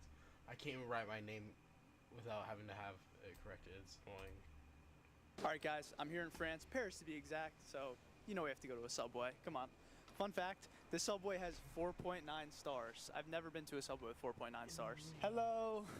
Hello. This is the first time at a Subway in France. So we're with Arif is gonna take care of us. Very nice guy. We already met beforehand. Bonjour. Bonjour. Wow. Wow, you guys have a lot of stuff we don't have. You have chicken tikka. That's good. It's all in French. I'm gonna have a little trouble with the French. What's your favorite sandwich? I love poulet tikka, pastrami. Oh, those sound good. What is this one? This onion caramel. What is it? Onion caramel, sweet onion. Oh, sweet onion. What is this cookie? Is that just brownie. a big cookie? Brownie. Oh, it's brownie. Okay. First time at Subway in France. What should we get? What should we get? I feel like a kid in a candy shop. Honey oat, I guess. Just regular Italian. I wonder what the difference is between these. Pan blanc, pan complete, pan Italian. Oh, is that sausage? That's interesting. I'm gonna get a 6-inch. Wow, you guys have the smoky collection. That looks cool. This one new, it's smoky. The smoky, that looks cool. The sub melt smoky chicken too, a 6-inch. What are these? Those look like, oh, those are like potatoes. And then, what are these ones? This one chicken. That's chicken? That's cool. And then the one behind it? This one vegetable, quinoa cabbage. Oh, very cool. I feel like I'm learning so much. I need to speak French. Yeah. Bonjour. So it comes with smoky chicken, bacon, mozzarella, double dose pepper jack, onions, poivrons, I don't know what poivrons are, and barbecue sauce. Very nice. Wow, that looks so good. We have Arif, the best sandwich artist in the world, making our sandwich. Oh, that looks so good. That looks delicious. Wow, I'm excited to try it. Oh my God, they have corn. We don't have corn at our Subway. I wish we had corn. I'd get corn. So how's your day going? It's good so far? Pretty good? That's good. Today I follow you.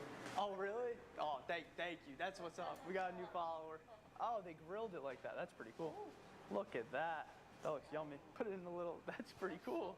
Yeah, that is cool. Sub melt. Nice. Oh, what is this? Extra fromage? Oh, is this cheese? Fromage means cheese? Oh, okay. Interesting. A lot of choices. Could I try the nachos? The nachos gratines? Yeah, that's good. Yes. All right, we'll do the nachos. Let's do it. You have to comment, we love Arif. Leave it in the comments. W Arif. This is something I always thought should be on the menu at Subway, but we don't have that in America. I wish we did. And then, could I just try one of these? Yeah, just one of them, if that's okay. You could charge whatever it is. Oh, look at all these sauces, though. They have a pesto. Should we get a Subway donut? That sounds pretty crazy, right? I guess that's sweet onion, pesto sauce. Motard. Yeah, I don't know how to say that. Caesar, Southwest Chipotle, great sauce. Mayonnaise. What would you say is like your most popular Chipotle? What would you say is your most popular sandwich here? Popular? Yeah. Italian BMT. BMT. Oh, nice. Very nice. It's the same in America. And I think I'm gonna try one of these lemonades too. Which sauce you want? Porco. Chipotle. Yeah, let's do Chipotle. We do one donut and then I'll get. Which one do you like better, the chocolate or regular? This one. Okay, let's do that and then I'll do those ones too, whatever that is. Donut, chocolate. Chocolate is chocolate. Means Chocolat. Chocolat. Français, chocolate is English. Chocolat français. We ordered a lot. I think I do a cheddar and onion chips and that'll be it. All right. You want ice cream? No, I should be okay. I'm trying to watch my figure. The total is, I'm gonna guess 29 euros. 29.50, final guess. It's only 19? How's that even possible? That's very cheap. Thank you so much, okay? Bon appetit. Thank you, thank you.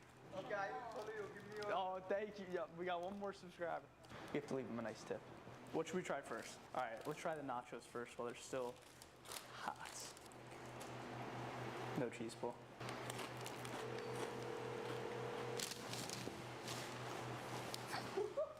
Here's a phone call.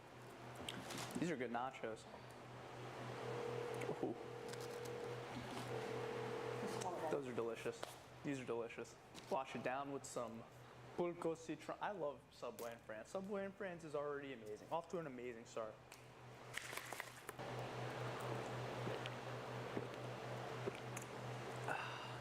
Next up, our chicken nuggets. Yeah, I think these are swear chicken to nuggets God, with some Southwest sauce. Check that out. You know, I saw these. I knew I had to try them. It looks like cornflakes on it, but.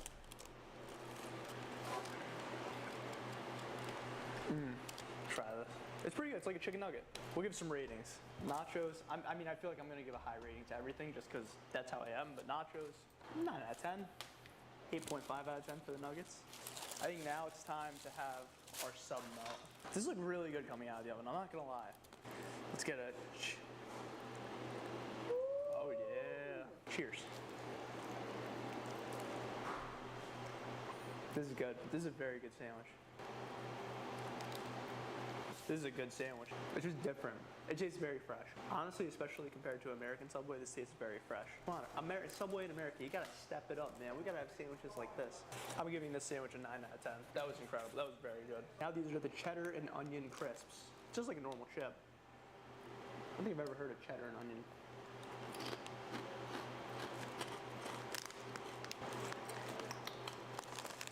I don't know how I feel about these. This is like kettle cooked chips. You wanna try one? I'm sorry, cheddar and onion chips. I give this like a 4 or 5 out of 10. We'll give it a 4.5 out of 10. Now it's time for some desserts. Let's get it going. If you're not already subscribed, please subscribe to the channel. And why not like the video? It's free, and if we hit 100,000 likes, I will fly to South Korea and try Subway in South Korea. 100,000 likes. That's a lot. What if this video gets 5 likes? I don't know. I don't know. I mean, South Korea's far away, so maybe they make it a big goal, right? All right, what should we try first? The donut or, I guess these are donut holes? I think these are filled with something. It's like a powdered donut. Yo, this is incredible. You have to try this, Yasmin. It's like an apple cinnamon inside. Yo, that's good. I'm very impressed by these. I'm actually like insanely impressed by this. Dare I say, Oh, heck yeah, 10 out of 10? Am I being biased? These are really good though. If you go to Subway in France, you gotta get whatever this is. The donut holes, I guess. This second donut has chocolate in it, or Nutella. It's very good. Didn't expect that, they're all different. All right, I wonder what's inside this third one. Chocolate again. The Subway chocolate donut. Bon appetit. Is that French? Bon appetit's French, right? Look at that, I'm learning French. It's like a classic chocolate donut, but it's still good. Is this something to fly to France for? Probably not. I'll give this like a 7 out of 10. Average chocolate donut, but everything else, 10 out of 10 experience. Thank you guys for watching. I love you guys. Be sure to subscribe, turn on bell notifications. Let me know if I should go to another country and try a Subway. And maybe we'll go to... Okay.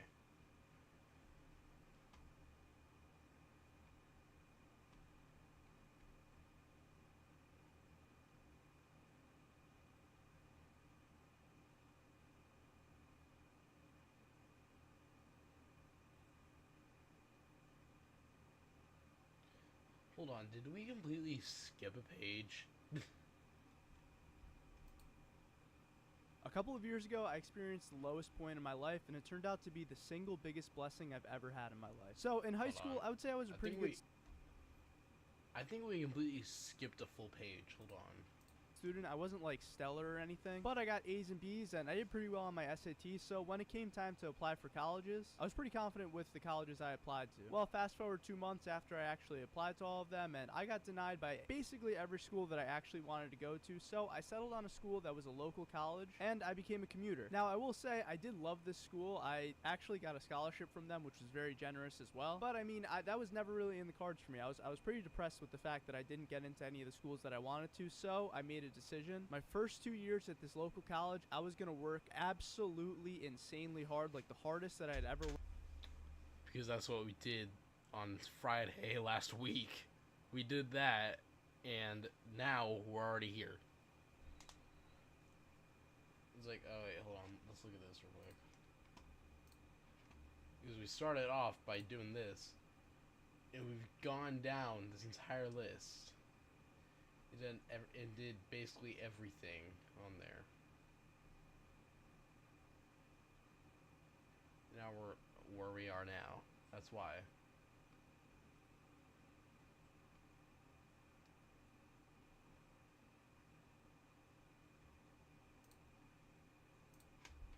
Worked in my entire life, and my goal was to get a 4.0 GPA and transfer out my junior year to one of my dream schools. So I went to the local college and I worked my butt off. I was a computer science major and I ended up getting a 4.0 GPA in computer science my first 2 years there. That basically means that I got straight A's and there's no GPA higher than a 4.0, and on top of that I actually did a bunch of extracurricular activities there too. One of which was trying to start my own startup, which ultimately failed. That's a whole other story, but basically the point is that I tried to work as hard as I could, probably the hardest that I ever tried to work in my life up until that point, in order to transfer out and actually go to one of my dream schools. So basically 2 years had passed and it was time to start applying to more colleges so that in my junior year I could transfer and actually reap the benefit of, you know, all of my hard work. So I applied to a bunch of Ivy League schools. Some of these were like Harvard, Yale, Columbia. I mean, those were like my dream schools, but I also applied to some other schools that weren't as difficult to get into because, let's face it, Harvard, Princeton, Yale, those are extremely hard schools to get into. But I basically applied to like a list of 9 different schools that were all schools that I would have went to if I had gotten accepted into them. And well, I apply, I write what I thought was an incredible essay to these schools, and I basically put my heart and soul into this, and I got denied by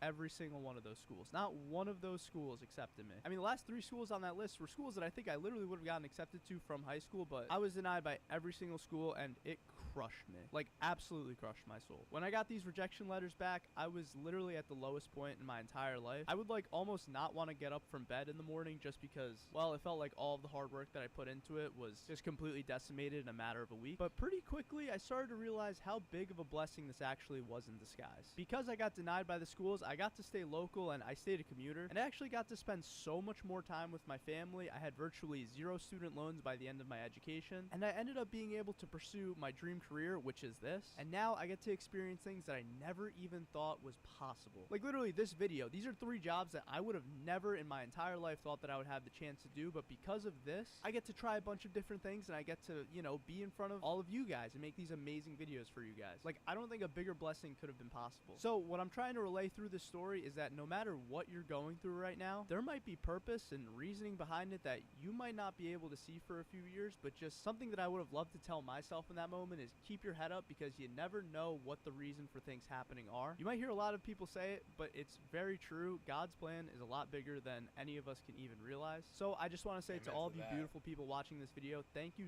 so much for supporting me throughout these years and making...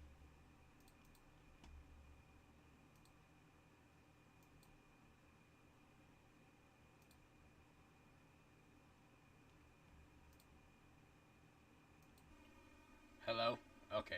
Why did my mic disconnect? That's weird.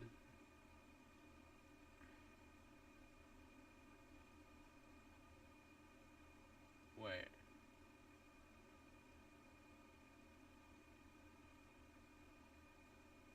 Yeah, that's weird. Why do we...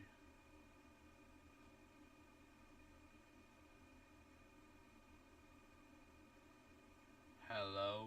Okay, yeah. I don't know why we... Like, it's so many random things going my on. dream come true. And I really hope that through my videos I could at least promote some positivity or like give some life lessons from my life. I know I'm pretty young, but I think me hearing a video like this when I was going through that moment would have been very, very helpful to me. So if you enjoyed this video, please feel free to subscribe and watch another video. I love you guys. Bye. Bye.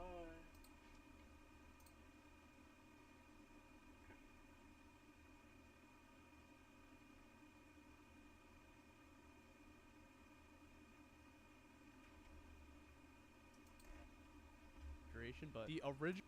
A couple of years ago, there was a video that went really viral of a guy in a Subway throwing a cookie at the employee at the speed of light after telling him how good the Subway cookies are. And this had to be one of the scariest times for Subway workers worldwide. Now, taking you back to this year, this was my second year ever working at Subway. And it was almost as if overnight I was getting this video sent to me by like every single person that I knew. And well, for the next year, every single time somebody asked me for a cookie, I thought they were going to start dancing and chuck it at my face. Now, I gotta admit, the first time I saw this video, I thought it was pretty funny. And then I saw it over and over and over and over again. And well, that's when the literal PTSD of this video came into my mind. I'm not even kidding. One of the methods that I used was that I would always give the cookie to the person at the absolute end of checkout. Like, they would ask me for a cookie before I even rang them up, and I'd said, okay, I got you. And I'd ring them up, and then I'd give them a cookie and quickly wander away to the back. Now, do I think somebody was actually going to chug a cookie at me? No. Okay, well, maybe I did, but it started to become this thing where I had friends that would come into my Subway and they would ask me if they could recreate the video. It must have happened like 8 or 9 times, and I had to say no every single time. But then a moment happened that drove me into the deepest fear of my life. Okay, maybe not the deepest fear of my life. That might be a little bit of an exaggeration, but the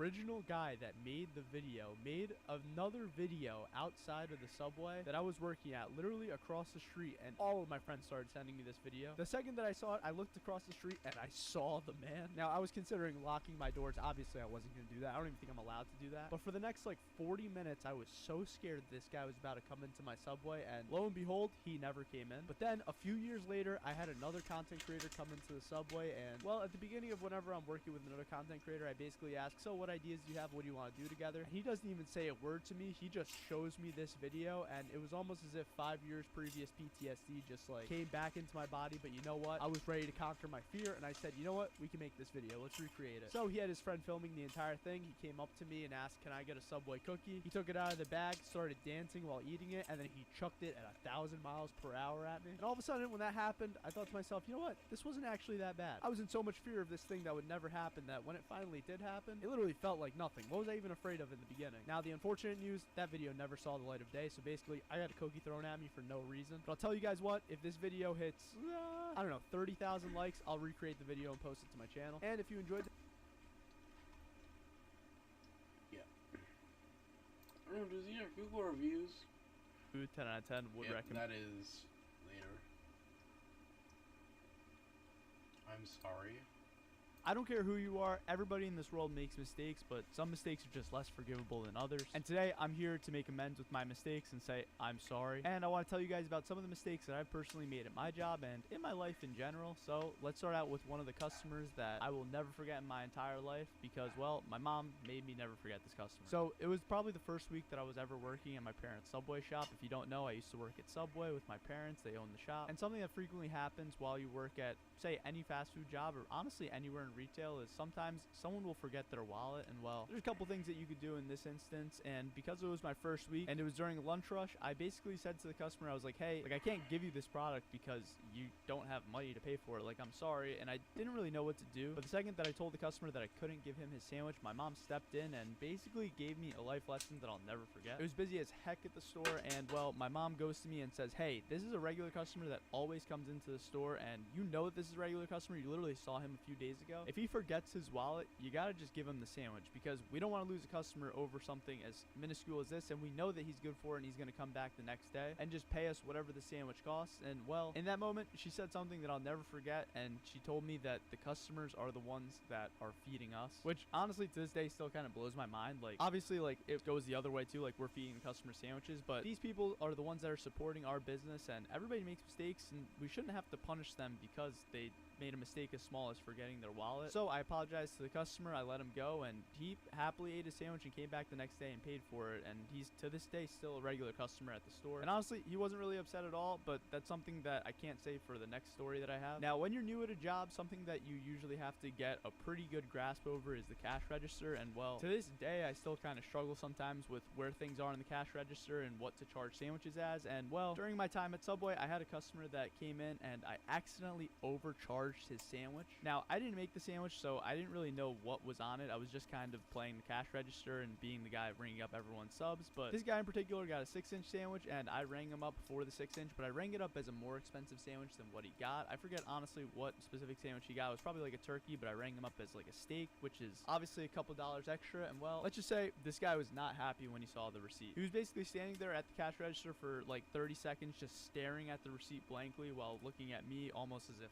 he was gonna, you know, harm me or something. Thank God he didn't. But after the blank stare he gave me, he basically went to me and said, "Hey, you got this order wrong. You need to fix this right now," in a pretty aggressive tone. And well, I was kind of thrown aback because at the time I never experienced anything like this and I had no idea what to do. So I call over my coworker and I'm like, "Hey, can you like help me with this?" And he had no idea what to do either because we've never experienced something like this. And eventually, after like a couple minutes of searching around in the cash register, I found the button to let me cancel the order, and I canceled it, gave him the new receipt, and I even threw in a free cookie. And well, he wasn't too happy of a camper. Even after I apologized a couple times, to this day I'm still sorry to that guy. I don't think I've seen him since. But this next person, well, they were regular at our Subway, and we had a new worker working one day, and they were not happy with this worker, let me tell you. So we have pizza at Subway, and the worker had never made a pizza before, and it was a pretty busy lunchtime. Like, we had a lot of customers online, and this particular customer was in a pretty big rush. Like, I don't know why they were in a rush, but they just didn't seem like they were having the best day either. And while I was helping another customer, I just overhear that the person that was helping the customer that usually comes in was getting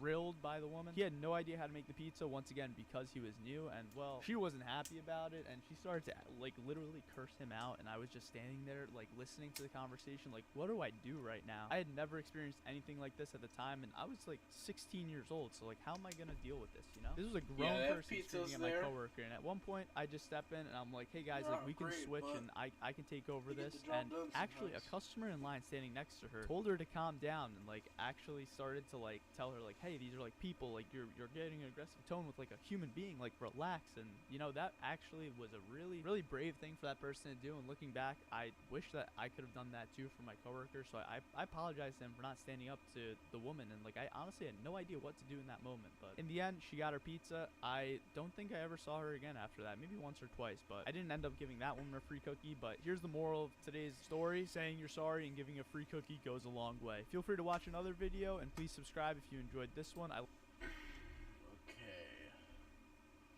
So I'm sorry is done.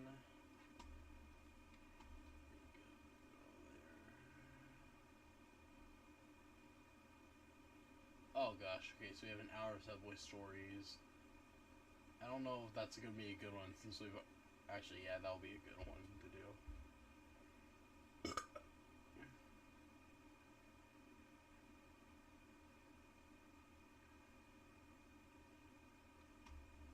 You know what? I'll get these last ones done since we are so close. And then we'll save the other ones. Okay, I just want to start this video off by saying I am a very big fan of coupons, do not get me wrong. During the times that I was extremely broke and had no cash, especially during college, the only way that I would be able to eat a lot of fast food whenever I wanted was through coupons, so there's a very special place in my heart for them. But like all good things, coupons expire. They're not going to last forever, and while I work at the Subway, there's been a lot of times where somebody will come in with an expired coupon, and well, this would lead to some controversy. First, I think about 85% of you guys aren't subscribed, so if you're not subscribed, please subscribe and turn on bell notifications. But during my early years in college, I worked at the Subway almost every single day, and so when somebody would come in with a coupon, you know, I was always in favor of it. I was the kid that used coupons, so if you're gonna use a coupon with me, let's do it. Now, me personally, whenever I've tried to use an expired coupon, and I'm not gonna lie, there's been a couple times where I've wanted to use an expired coupon, actually not even almost, I've never gotten away with using an expired coupon. I've tried it at my Wendy's, I tried it at my McDonald's when they used to send coupons, but never once did somebody say, "Oh, it's okay, this is expired, I'm gonna give it to you anyway." Nope. Unfortunately, that's just not how the world works. But meanwhile, at my Subway, well, there were a couple times where somebody would walk in and the coupon either expired the day before or like even sometimes a couple days before, and well, I would let them go. I mean, obviously my boss isn't gonna be happy to hear this, aka my mom. I'm sorry, Mom, but I would just let them go because I figured, you know, they're gonna remember this kind act, hopefully, and who knows, maybe it makes them a customer for a much longer time. But well, when you're abusing kindness and you're trying to get away with like a lot longer than 1 day expiration or even 2 day expiration, that's when we get into some problems, not gonna lie. So one of the most prime examples of this happening to me was that a lady came in with like an entire coupon book. Like it was like one of those full pages of coupons, and she was all by herself, and she wanted to use 5 coupons simultaneously. And I'm a couponer myself, don't get me wrong, but to use 5 coupons, like she literally wanted me to give her like 10 sandwiches for the price of 4, which is like, come on now, like I don't think that we can do that. And well, that wasn't even the craziest part. Literally this entire page of coupons was all expired, and when I pointed that out to her, she kind of lost her mind. She was not happy with me, and she said, this is ridiculous, I'm just gonna take these to another Subway because you guys clearly don't respect my service. And we're not talking like 1 or 2 days expired. These have literally been expired for like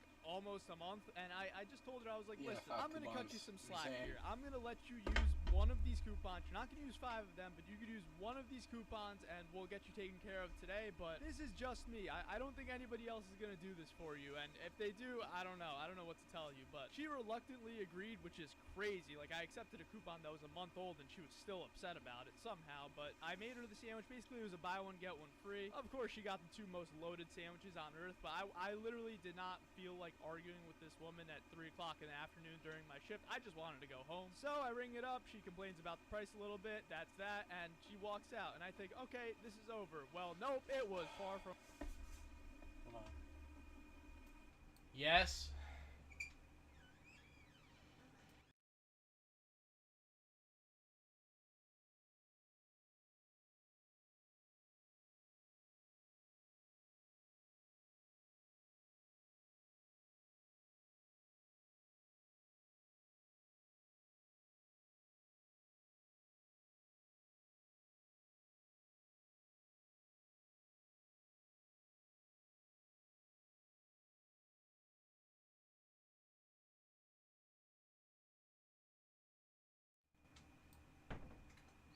Sorry about that. Just be one of those. From over. Literally the next day, the same woman comes into the Subway while I'm working, and she's trying to use her coupons with my coworker. And my coworker was just kind of like, Milad, can you come over here and help me out with this? And I'm like, oh God, I recognize this woman. And I had to kindly tell her again, listen, I can't accept these coupons. Like, I'm sure in like 1 or 2 weeks, you're just gonna get brand new ones in the mail from Subway, but like, we can't do this today. I'm sorry. I know I accepted them yesterday, and well, she took the opportunity to remind me about how I literally let her use a coupon yesterday. And well, I told her, I was like, listen, yesterday I literally told you that we can't do this, and it was like all the way back to square one. She starts saying to me, this is ridiculous, I'm never coming back to this Subway again, yada yada yada. And at this point, I'm just kind of like, you know what, all right, I got a line literally like out the door. I gotta help customers. It's like kind of a lunch rush right now. If you don't want to, if you don't want to have a sandwich here and you don't want to like give us your business, that's okay, you're entitled to that. It's a free country, we live in America, for God's sake. And I think this kind of threw her out. She gave me like a pretty big, I don't want to say the curse words, but like she was not happy with me at all, and she walked right out. And the guy behind her was like, that was kind of crazy. And I was like, yep, that's just another day of a Subway worker. If you enjoyed this video, please feel free to like and subscribe, and well, I hope that lady out... Alright.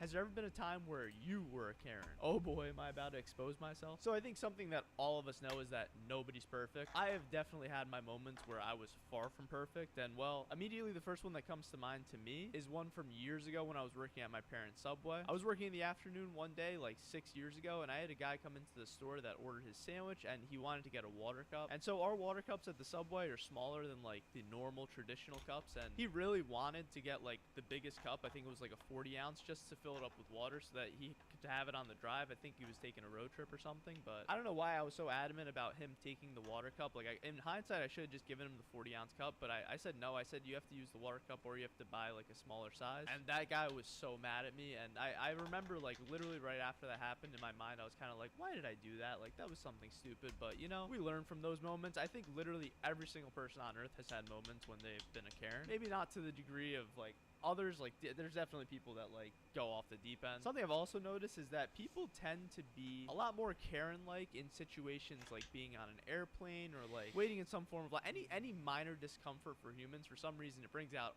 all of our inner Karens. I don't know. I definitely have a couple other stories where I've been a Karen, and if you guys want to hear them, let me know. Malad, what do you think of the trend of people abusing fast food workers for clout? So recently I've been seeing a huge uptick in videos on TikTok and X and just these other social media platforms where people will go to, say, a Chipotle, and they'll make the most annoying order possible and then just walk out and leave after they ordered whatever they got without paying. And that, along with multiple other videos of people just like basically abusing fast food workers. And you know, like, some of them are genuinely funny. Like, I saw a video where somebody made like a silly joke and then they obviously paid for their food afterwards and left a tip for the fast food worker, but then some of them are just completely outrageous. One of the specific ones that I'm thinking of was that there was a guy that literally walked into a Chipotle, asked for his entire bowl to be made, and because they didn't put enough chicken on his bowl, he walked out of the store without paying and like started cursing at the people. I mean, these are like fast food workers. Like, these aren't animals, and there's a lot of people that will do anything for clout and for views, and it's kind of sad, honestly. I mean, personally, I think that if you're making like a fun, silly video, then it's quite all right. Like, if nobody's getting hurt and you're not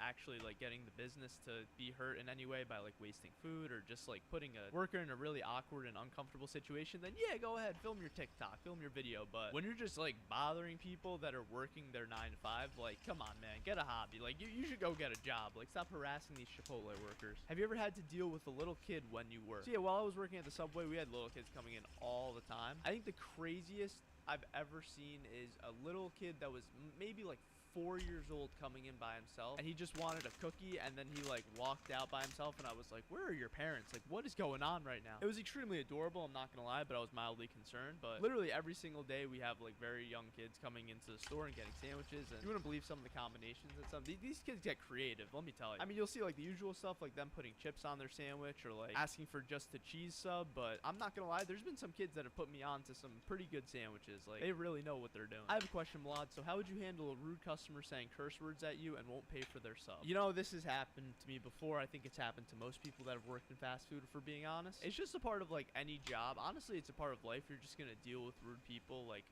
anywhere you go, you could have everything in the world and you're still gonna have to deal with rude people at some point or another. One story I could think of is when a rude person came in, they like ordered their sandwich, and then we got to checkout, and they were being helped by my coworker, and it was too much for them, and well, she sort of let him have it, and I think my coworker did the complete right thing. He said to her, like, hey, if you don't want the sandwich, it's okay. Like, you don't have to get this. Like, I'll put it in the back. I'll put it in the fridge. Like, if it's too much for you, I understand. And she didn't stop. She like kept going, and at some point I had to step in and kind of be like, hey, like, I'm really sorry that like whatever's going on today, like, clearly maybe you're having a bad day, maybe it's like tough times, but you can't really like yell and curse at us. Like, we got a job to do. We have to like move on to the next customer in line. Like, if it's too much for you, we can like split the sandwich in half and give you half of it, or like just take out like any of the chips or whatever else you ordered. Like, but yeah, she ultimately just like walked out of the store and didn't get anything. But that's usually the way that it goes. Like, I think the best way to combat somebody that's like being very rude or negative, or just like a customer that's not giving any constructive feedback and just like negative feedback, is just like be nice to them, try to hear them out and like understand them. And you know, like, sometimes genuinely people are just having a really bad day, and you can like honestly brighten their mood pretty easily by just like trying to understand them and be like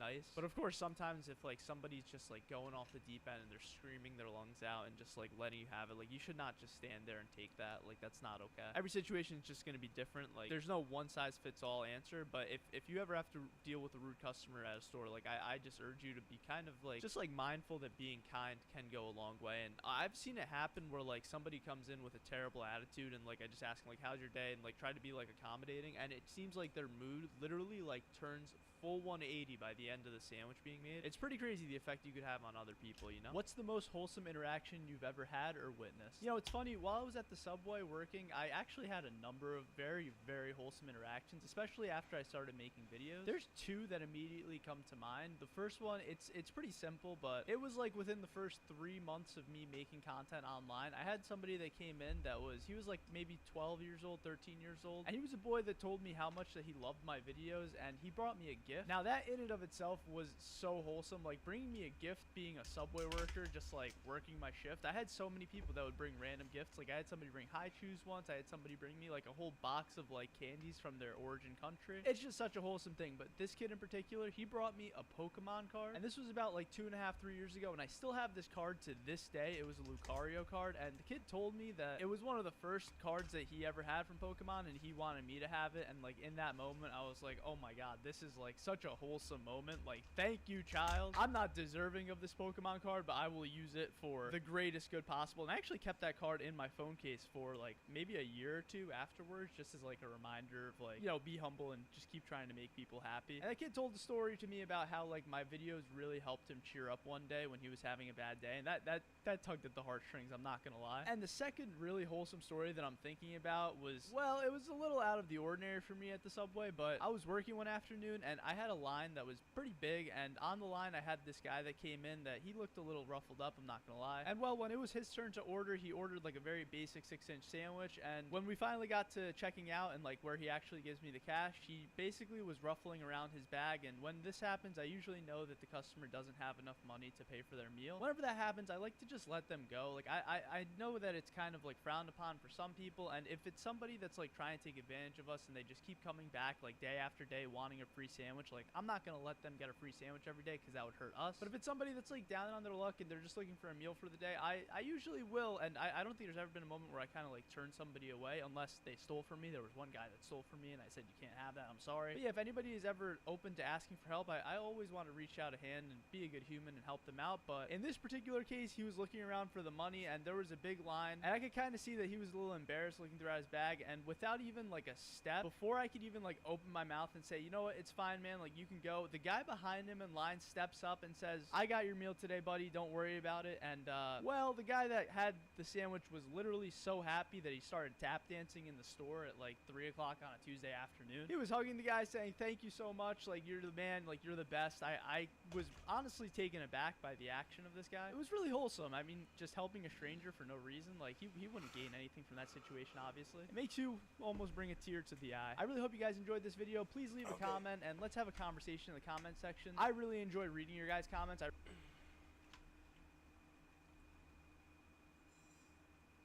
The cookie is a lie. Is the foot-long cookie actually real? So I made a video a couple months ago where I showed Subway's new foot-long cookie, and a lot of people thought that it was fake for some reason. I'm here to assure you that it's 100% real. Well, at least in my store, and I think in most of the US. There were so many people that thought that this thing was actually fake, so I want to show you guys. This thing is crazy, by the way. There were some other wild comments. Like, I saw somebody calling this thing Drake. Like, you are out of pocket. That is crazy. And there were also a lot of people that were asking what it actually tastes like. So basically, the way I would explain it is sort of like a cookie cake. I said cookie pizza in the video where I originally showed this item and people lost it on me. They said it's a cookie cake, not a cookie pizza. I don't know. I called it a cookie pizza growing up, but it's definitely a lot of cookie, and I would not recommend eating this alone. It might give you like heart palpitations. The cookie's about 1,500 calories, so yeah, definitely don't eat it alone unless you're a professional eater. Vlad, did you always enjoy working in your parents' Subway? So I'm gonna be honest with you guys. I started working at the Subway when I was 16, and when you're a 16-year-old, you don't want to start working. I don't know if it was just me or just like the transition of going from 15 to 16, but yeah, when I first started working, I did not want to work at all, but you got to do what you got to do, and it was kind of nice to get some like money in. And you know, after like a year or two, I started to realize like, oh, I'm here to actually like help my parents and help them run their business and be successful. So yeah, once that flip kind of went into my mind, like I was more than happy to be there, especially while going to school. It was something to occupy my time and get me out of the house and, you know, help my parents at the same time. And it was such a crazy full circle moment, because in the beginning I didn't want to be there. I wanted to be doing something else. But then towards like the end of actually working at the Subway, it was able to create this YouTube channel for me, which is like, it's such a blessing. So I mean, if you're in a job right now and you don't really think that you're enjoying it, you never really know where it can lead. I mean, if anything, it could teach you some very valuable life lessons. Like some of the lessons I learned at Subway, they'll always stick with me. Vlad, have you ever had any animal or pet encounters or attacks? Now, while I was at the Subway, there was this story that, well, it basically taught all of us to just let people have animals in the store, like they're bringing their dogs or anything. So a woman walked in with her dog, and the person that was working behind the counter, he was somebody that worked there for a long time. I wasn't actually at the store when this story happened, but he was a very nice guy, but I think he was very afraid of dogs. So the moment that the lady walked into the store, he was a little nervous, I'm not gonna lie, and he told her, he was like, you can't bring a dog into the store, I'm sorry, like you have to leave it outside. And I don't agree with this position. I love dogs, I love animals in general. But well, the lady was not happy about that, and it turned out that the dog was a service animal, and so she got into contact with us, and we apologized, of course, and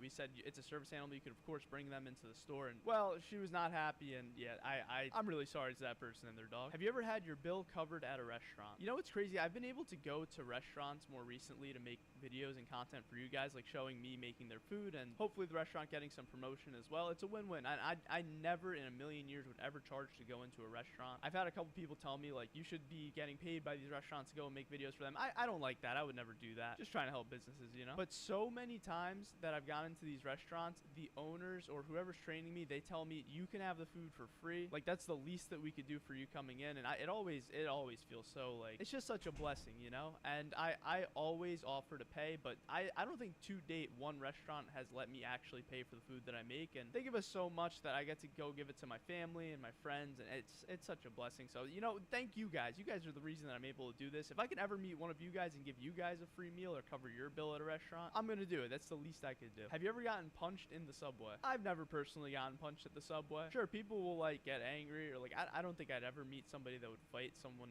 over a sandwich. But I've definitely seen some clips online where like someone will just jump over the counter and then they're just throwing hands, and it's like, I can't do that. Like, this is a subway. It's not a UFC octagon, you know? But when I was younger, when I was like 9 or 10 years old, on Halloween, I knocked on a door with an alien costume, and the little kid that answered the door was so scared of my alien costume that he punched me in the face. So that'll always be a core memory. Malad, who is your nicest customer? We have so many nice customers. You know, I don't get to talk about them as much because I usually will talk about like the Karens or the more awkward and hilarious situations at the store. But I think probably like 99% of the customers that come into the subway are just like incredible, amazing people. It's just the 1% that makes for entertaining stories, if we're being honest. But I remember this guy that used to come in. He was an older gentleman, and he just brought such positive vibes. Like, he was maybe the most Italian person that I've ever seen in my life. But I remember one time he told me that I make one of the most incredible sandwiches that he's ever had, which is like, as a sandwich artist, that is the best compliment that there is. And he would almost consistently leave me $5 tips, and like I think at Christmas once he left me like a $30 tip, which is crazy. Tipping your subway worker $30, like, you are a good human being. And then another one I could think of was this crossing guard, and she was one of the most wholesome people I've ever seen too. She would always ask me how my day's going, and she told me the same thing. She said I make a great sandwich. What is the weirdest food somebody's tried to order? You know, I've said it once, I'll say it again. Working at Subway, or basically any fast food place of that matter, you're gonna get some really weird requests. I'm sure working at restaurants, you get even weirder requests. Some of the not so weird ones that I've had is people like bringing in their own bread, or like bringing in their own wraps. Like, Subway doesn't have gluten-free wraps or rye bread, so if people want sandwiches on those, they'll bring in their own, which that's not weird. Like, I understand that. But I've had somebody bring in their own salmon to put onto a sandwich, which I thought that was an interesting choice. We're not really allowed to put other people's stuff onto a sandwich, but if it's like a bread, I think it's okay. And then like the salmon, for example, he asked me to put it on. I just put it on at checkout. Like, I can't put it on the line because then you're gonna cross-contaminate, which that's no bueno. That's no good. I mean, the one that always comes to mind for me is making a tuna and meatball sandwich. I don't think that sandwich can ever get topped. I've only ever had to make it once in my entire career as a Subway worker, but to this day, I still remember that day like 4.5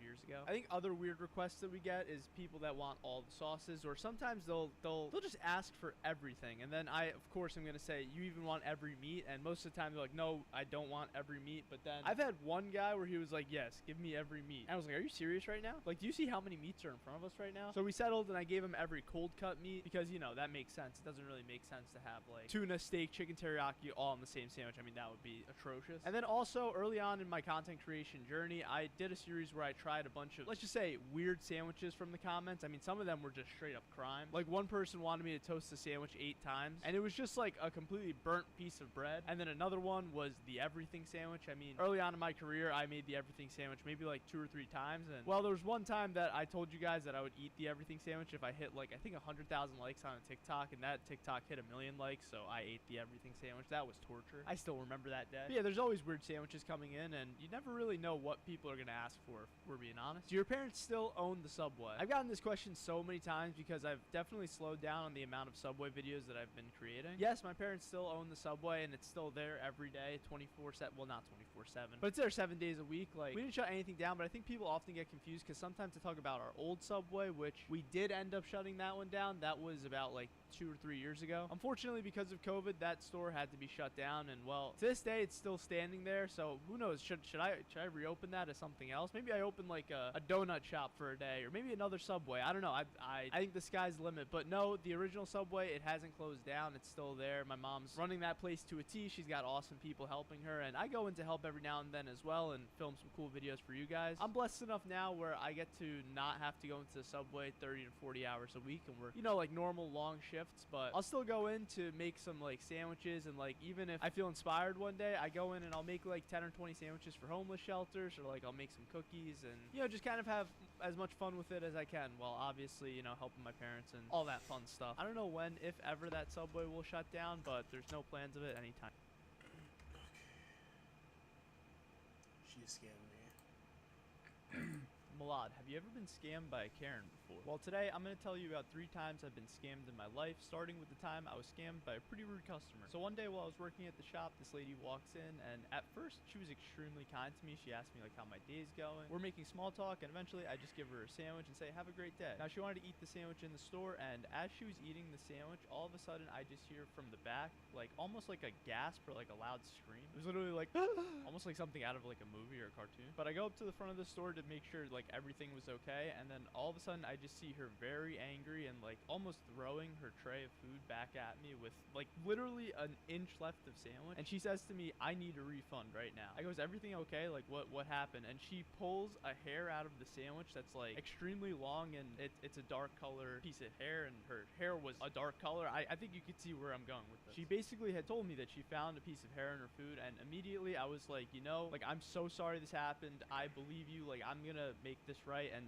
well, that wasn't even enough for her. She was like telling me she was gonna call the health department. Like, she's gonna, I don't know. She was saying some pretty crazy stuff to me, and so I gave her a refund, and she even tried pushing me to like give her another sandwich, which at that point I was kind of like, I don't know if I can do that. Like, I have to call my manager, just make sure, you know, 'cause I don't want to get in trouble. And so she walks out of the store and like kind of threw a couple more like insults my way, and I thought something was very fishy. So at Subway we have cameras, and these cameras come in handy for a reason. So I go to the back to check the cameras, and lo and behold, she took a piece of hair out of her own hair and put it in the sandwich, and then gasped, basically. She set it up. She scammed me. I got straight up scammed. But honestly, I'm just happy a piece of hair didn't get into the sandwich itself. That would have been horrifying. Now, the next time I got scammed was, well, I was a youngin', and I was addicted to a game called Call of Duty Modern Warfare 2, for any of you guys that have played that game. And well, the big thing about that game was your ranking. So I had like a top ranking at one point, and I had my account completely wiped from my Xbox 360. I really wanted that rank back, and a big thing back then was like you could pay people to get into like something called a challenge lobby, and then that can get you all of your guns back, so you're not starting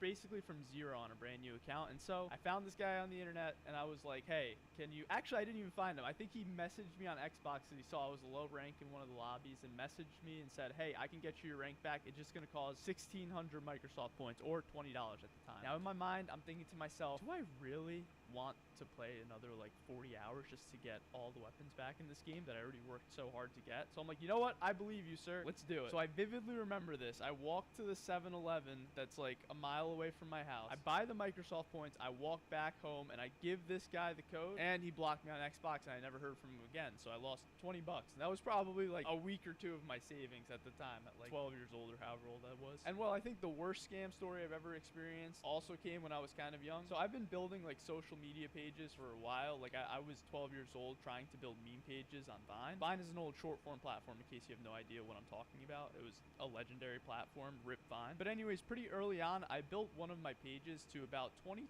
followers. And for me, I was like 13 years old at the time. That's crazy. Like that was a lot of work. I think it was like 3 or 4 months of work. And well, I put my email in the bio just in case, and I had somebody reach out that seemed pretty legit. Like he was somebody from like a company, and he said, hey, we want to try to buy your page. Now I'm 13 years old at the time. If somebody's telling me they're gonna pay me $800, I'm taking that money. So I basically agree to it, and I'm on like, I think it wasn't WhatsApp, but it was like a messenger app at the time with him, because like I didn't really know how to use my email. I just saw the email, and so we're messaging back and forth, and everything's going well, and basically we're gonna do it through PayPal. So he tells me he's gonna give me the $800.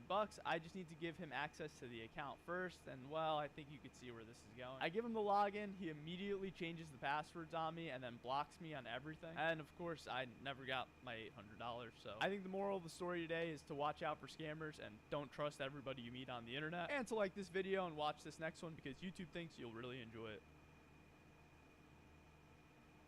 Linja and I currently hold 2 Guinness World Records. The first is for the world. Malad, have you ever been scammed?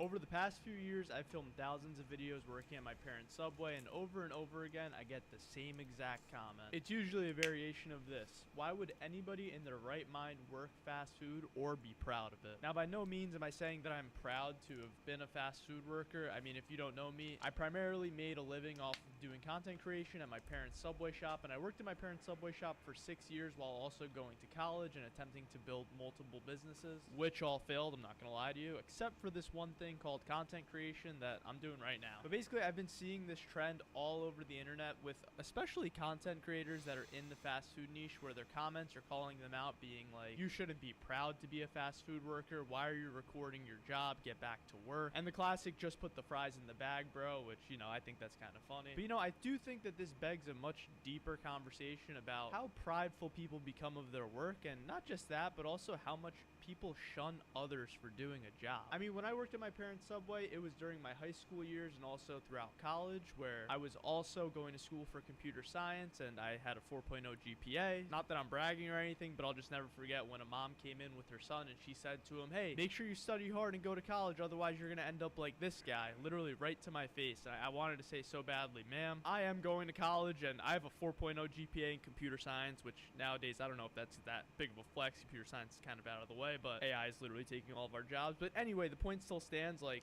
there's so much judgment around what other people do, and like, I think people are afraid that like they're gonna fall into that place where they have to go in and work every day, or like they look at this as like such a negative thing to have a job in like food service, when I think it's honestly been the most important years of my entire life. I mean, it's obvious that I've been able to grow a career out of being a food service employee at my parents' Subway, and many others on the internet have done the same thing. And even if it wasn't for me making content, like, there is some pride in actually going in and earning a paycheck and coming home and like providing for yourself or your family. Like, there's no shame in having a job. And I think that a lot of these people on the internet that are commenting stuff like this, they're one of three things. Either one, they're literal children, like actual 10-year-olds that don't understand how the world works. Two, they were handed most of the things in their life, which, I mean, that's okay. Like, if your parents worked hard and I mean, I literally got a job because of my parents. Like, I was a Subway worker and I got pretty good treatment at the Subway because my parents owned the shop. But like, it's one thing to have that, and it's another thing to like use that as leverage to be like, I gotta go eat dinner. See you guys hopefully tonight. I might just not even do it. I'm gonna keep almost falling asleep. Have a great day, guys.